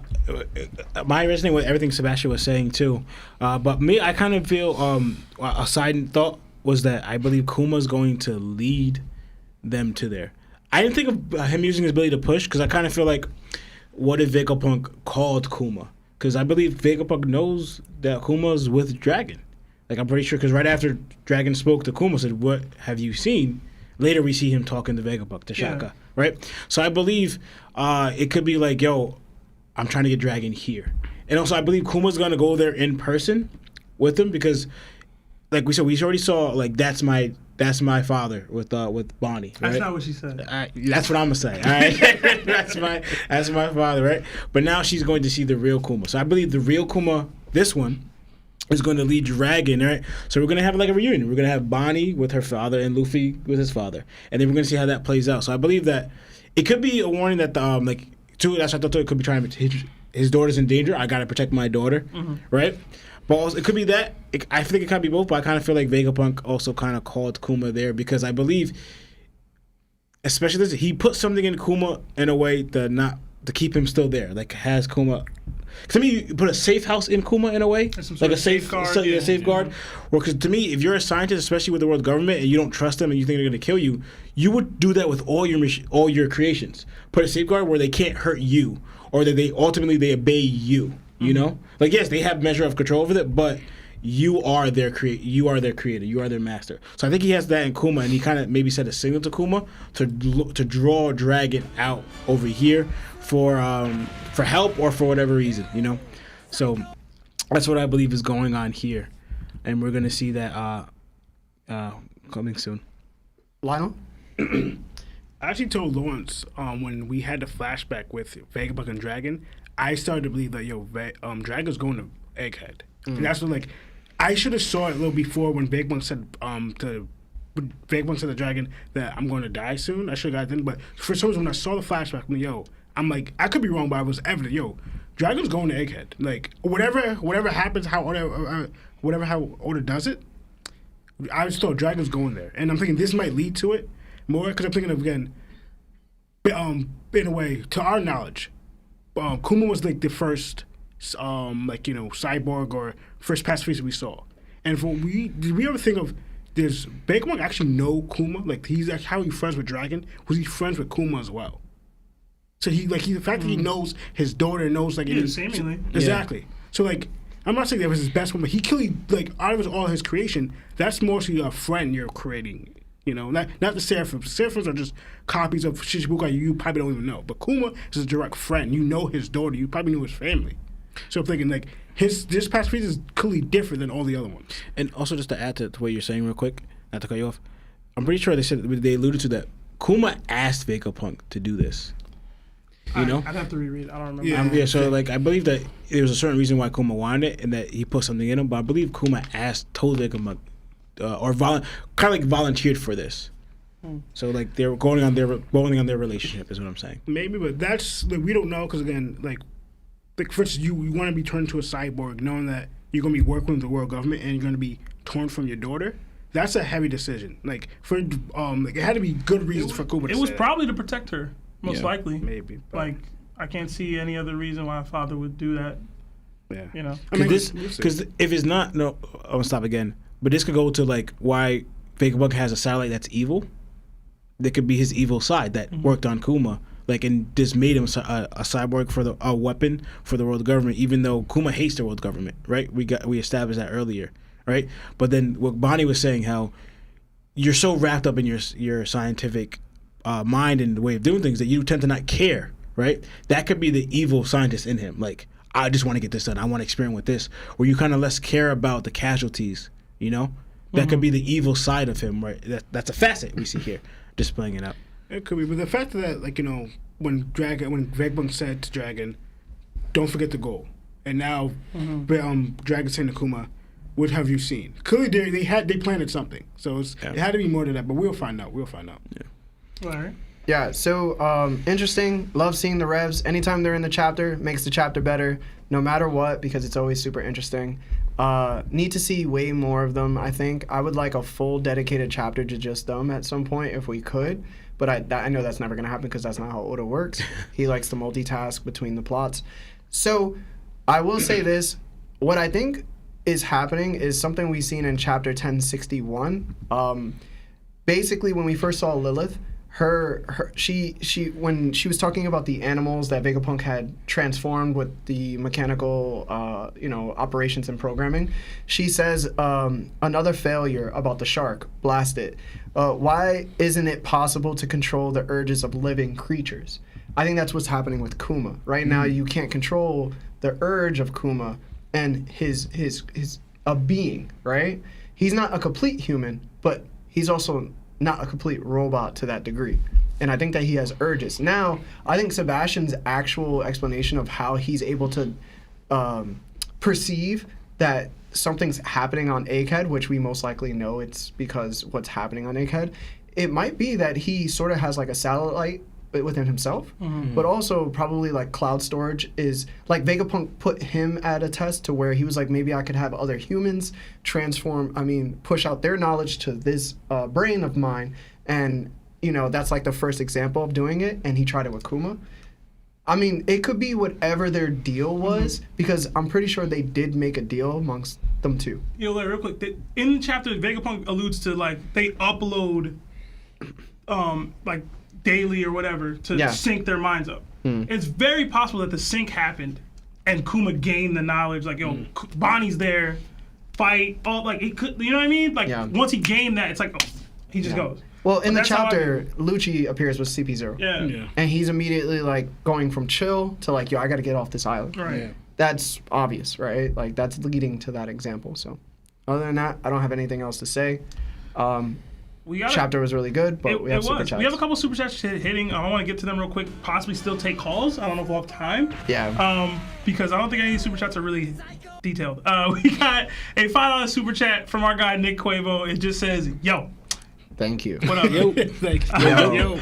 We got a $2 super chat from Muppets34. It says, "Do I hear 300?" I believe that was in reference into the donos that we were getting earlier. Don't ask for money like that, guys. We got another $2 super chat from Red Hair Shankdom. It says, "Oh, Seb, you thought that was the last one when I said that was the last super chat. I guess not. Thank you, Red Hair Shankdom." Scrolling. All right, and we got a $20 super chat from our guy, Pig Hudson. What's up, Pig? It says, "Just popping in to spend my money while I'm hanging with the family. Keep up the good work, everyone. Hashtag Larry has bad takes." His takes were good this episode. I want to say that. Larry had some quality takes this episode, man. Mostly because he was agreeing with me. But I think we got another one. I think I missed it. We got a $5 super chat from Christian Pegururo. It says, "Been watching the show for a few weeks now, and I wanted to give y'all some support. Love the content, y'all." Thank you so much. Yeah. I love hearing people like they've been binging recently, or like they've watched a bunch of the episodes. Like that's so cool. Like I kind of want to do it, but I never like have the time to just watch all our episodes like that. Yeah. So I wonder like what that experience is like. He also donated $2 earlier, but didn't have a comment. Whenever you guys donate, please comment something, whether it's funny, it's a gag, whatever. We want to hear from you guys, and we want to shout you out. So appreciate it. Thank you. We got another $2 super chat from Juan Carlos Saldana. It says, "Anel is Admiral level 100. I disagree. Again, every Sunday I'm at that church, and I'm gonna tell you right now, he's not. So. Yeah, I don't think Anel's Admiral level. Man. Yeah. So we have 10 minutes left. I want to see if we can take like 1 or 2 calls. Let's do this. I'm so sorry. I feel like we've been doing such a bad job with calls, but please put that number up, Marv, and we're gonna do this. We have break week next week as well. We're gonna take a huge amount of calls, as we're gonna get lit. So be patient with us. But thank you. Oh man, this chapter was fire. Chapter's gonna break. Yeah, it's on break next week. Yeah, I gotta change the thumbnail for this video because I thought it was break week, and I literally put Anel and break week on it. Yo, this is episode 75, bro. Yeah, no. 25 more to 100, man. That's kind of wild. We still gotta figure out what we're gonna do. Yeah. Good chat. What's going on? This is Larry from That One Piece Talk. Who are you and how are you? Well, good. This is Terrence Matthews. Hey, what's up, brother? How are you? What's going on? What's up? Good. Now, before I get to my main point, I gotta say what remember the first time I called, I agreed with him saying that Rob Lucci was a lot stronger than y'all thought, and I double down on that. I think he's a lot stronger than you think. I think, So there's that. But back to my main point, though. Okay. What I gotta say is, I think that we got 2 major battles left for this series. One is the battle for Pirate King, and I think that's going to be like a 3-way battle between the Straw Hats, the Blackbeard Pirates, and the Red Hair Pirates, believe it or not. And then I think there's going to be the final war with the world government. So what I'm saying is when I say that is I don't think that Blackbeard is going to be the final villain. Like, I think I agree with Larry's takes on Blackbeard spot on. I think he's a good villain in general, but as like a candidate for like the final villain of the series, I just don't see it. I don't see it. I'm sorry, I'm not seeing the potential there. Like, sure, like I thought, like, you know, after the time skip, he would get better. But honestly, it's just still all the same. You know, just he's being afraid. You know, and even his threat of having 2 devil fruits is getting like, you know, like now he doesn't seem as big the more we flesh out hockey. You know what I mean? He has no speed beats. I have not seen him move speed fast at all. Yo, Tobo. You know what I mean? We don't even know how that happens. Requires some level of speed. We don't know how that. We don't know the story with that. Okay, that could be just like a little sneak. That's not necessarily speed. But also, man, you just made me lose my train of thought. It's all good, man. I get you with the whole him not being the final villain. I don't agree about the 3-way battle happening at the same time. I think we need to see Blackbeard and Shanks duke it out, and then Luffy versus Blackbeard. But that's how I've always viewed it. That he would come, but I still think he would come. That would come before the final battle, which would be Emu, Akainu, whatever's going on in Mariejoa and the world government. But there's a part of me that thinks Blackbeard could be in that final spot where it's an all-out battle with everybody, and Blackbeard's there too. But I don't think he could be the singular final boss personally anymore. For sure. Yeah, here's the thing though. Like back to what I said, like he's still afraid of everyone though. Like he got scared because of a name. Like Rayleigh flat out admitted, I'm old now. I can't take Blackbeard. But he just got scared off of Rayleigh's name alone. I'm not getting into all that. There's a lot that going into that moment. I ain't getting into it on this call right now. But you can come see me in the Discord, Terrence, and I can break it down for you.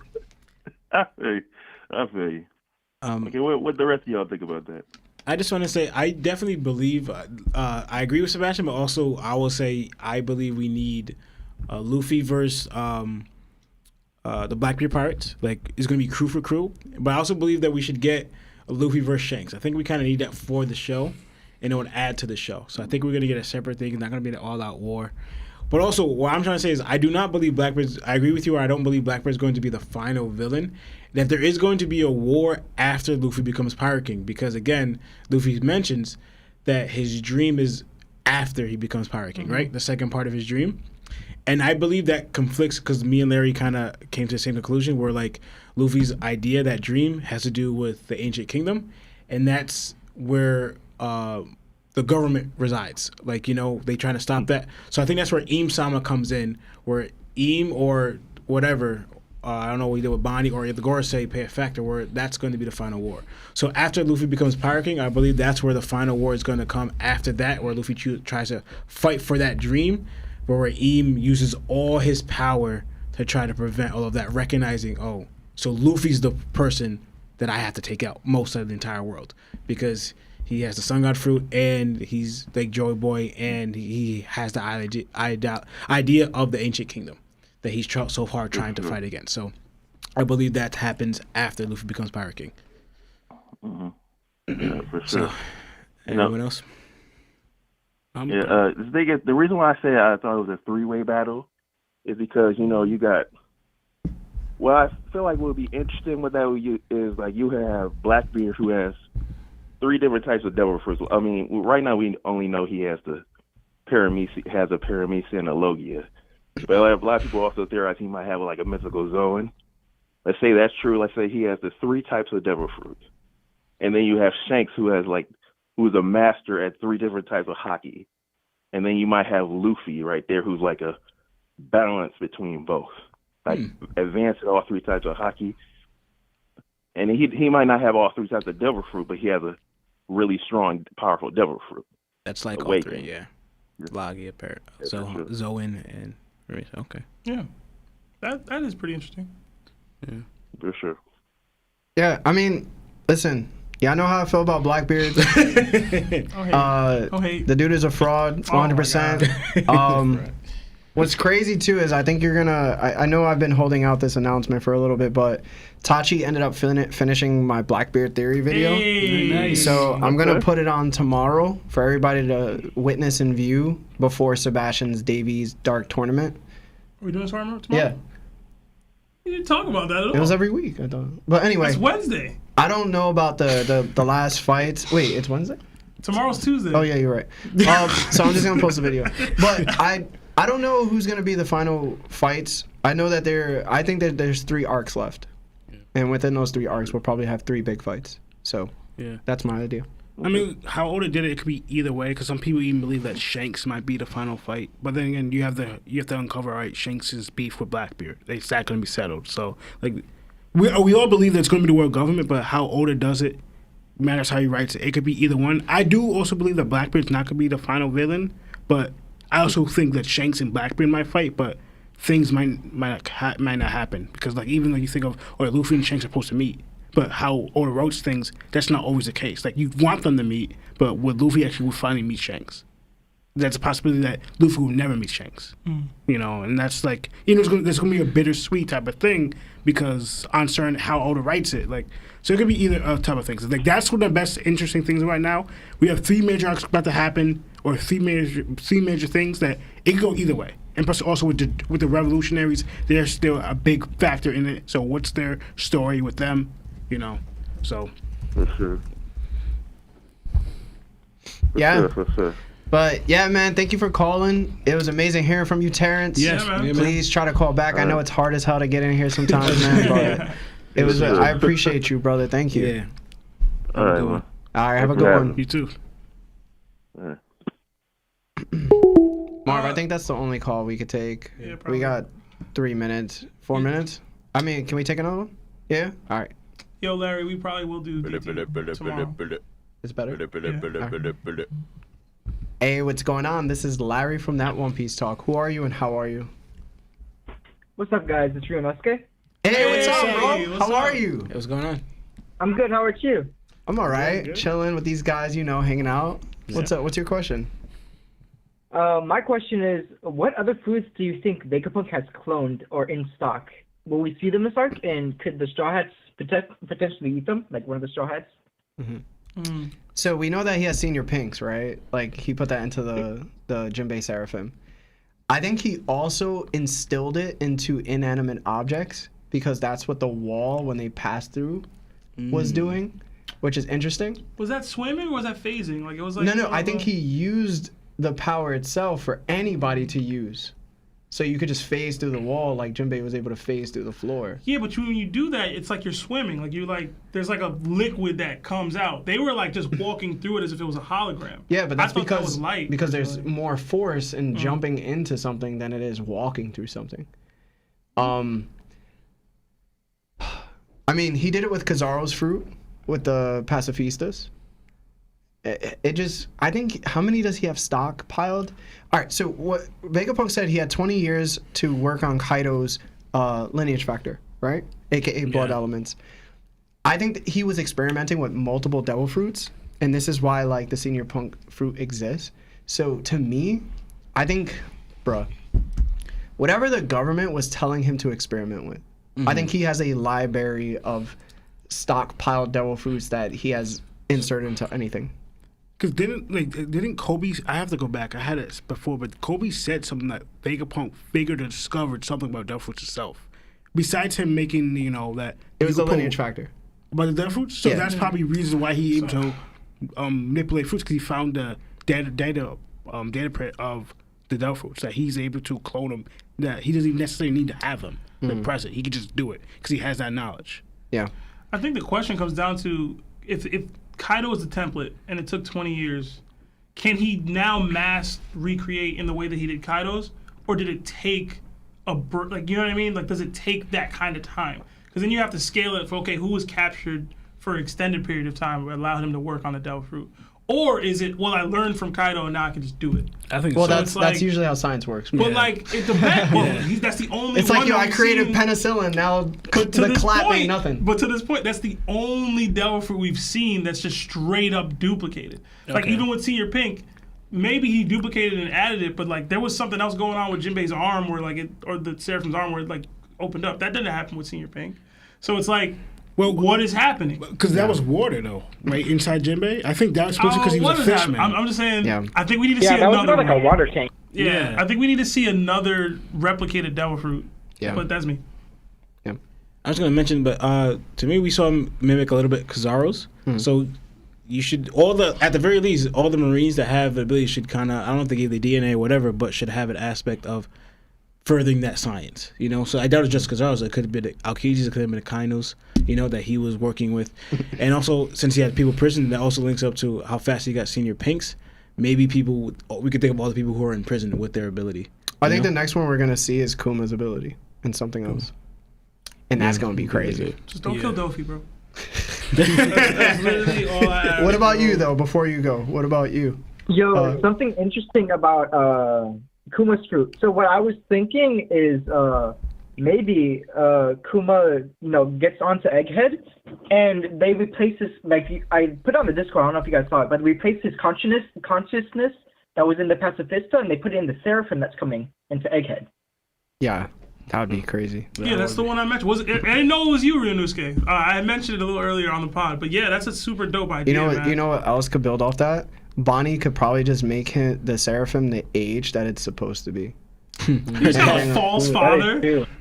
Damn, that's dark. That's so. She could be like, "Yo, It's like a stuffed I could bear bring you father. back to like 60 or something like that." That's creepy. Unless that's gonna be he'd be younger than her, right? All right, go Ryunosuke. Personally, I think he has like a ton stockpiled. Yeah. Good. I think they are going to be like a semi-big part of this arc, because that's just like that's like a lot of potential that could happen during the arc. But yeah, I just think he has a lot stockpiled. Yeah, I believe that too. Oh, and to answer your last question, I don't think any of the Straw Hats eat one, personally. Yeah, no, I don't either. I was just asking just in case. Nah. Yeah. But it's great to hear your voice, man. We have to end the show, so I appreciate you, man. Thank you so much, Ryunosuke. All right, see you guys. Have a good one. Thank you. Yeah, so everybody, thank you for calling. Thank you for listening to us today. Thank you for the freaking super chats that you did, even though you were arguing with each other. I don't even get how that works. You truly make this channel unbelievable. I can't say it enough. It's really hard for me to accept things like this, but it's like amazing at the same time because it shows how much you guys love us. So thank you for loving us again. But this is the end of episode 75. We are That One Piece Talk. My name is Larry. Lawrence. Lionel. Seb. And we're out. Chana!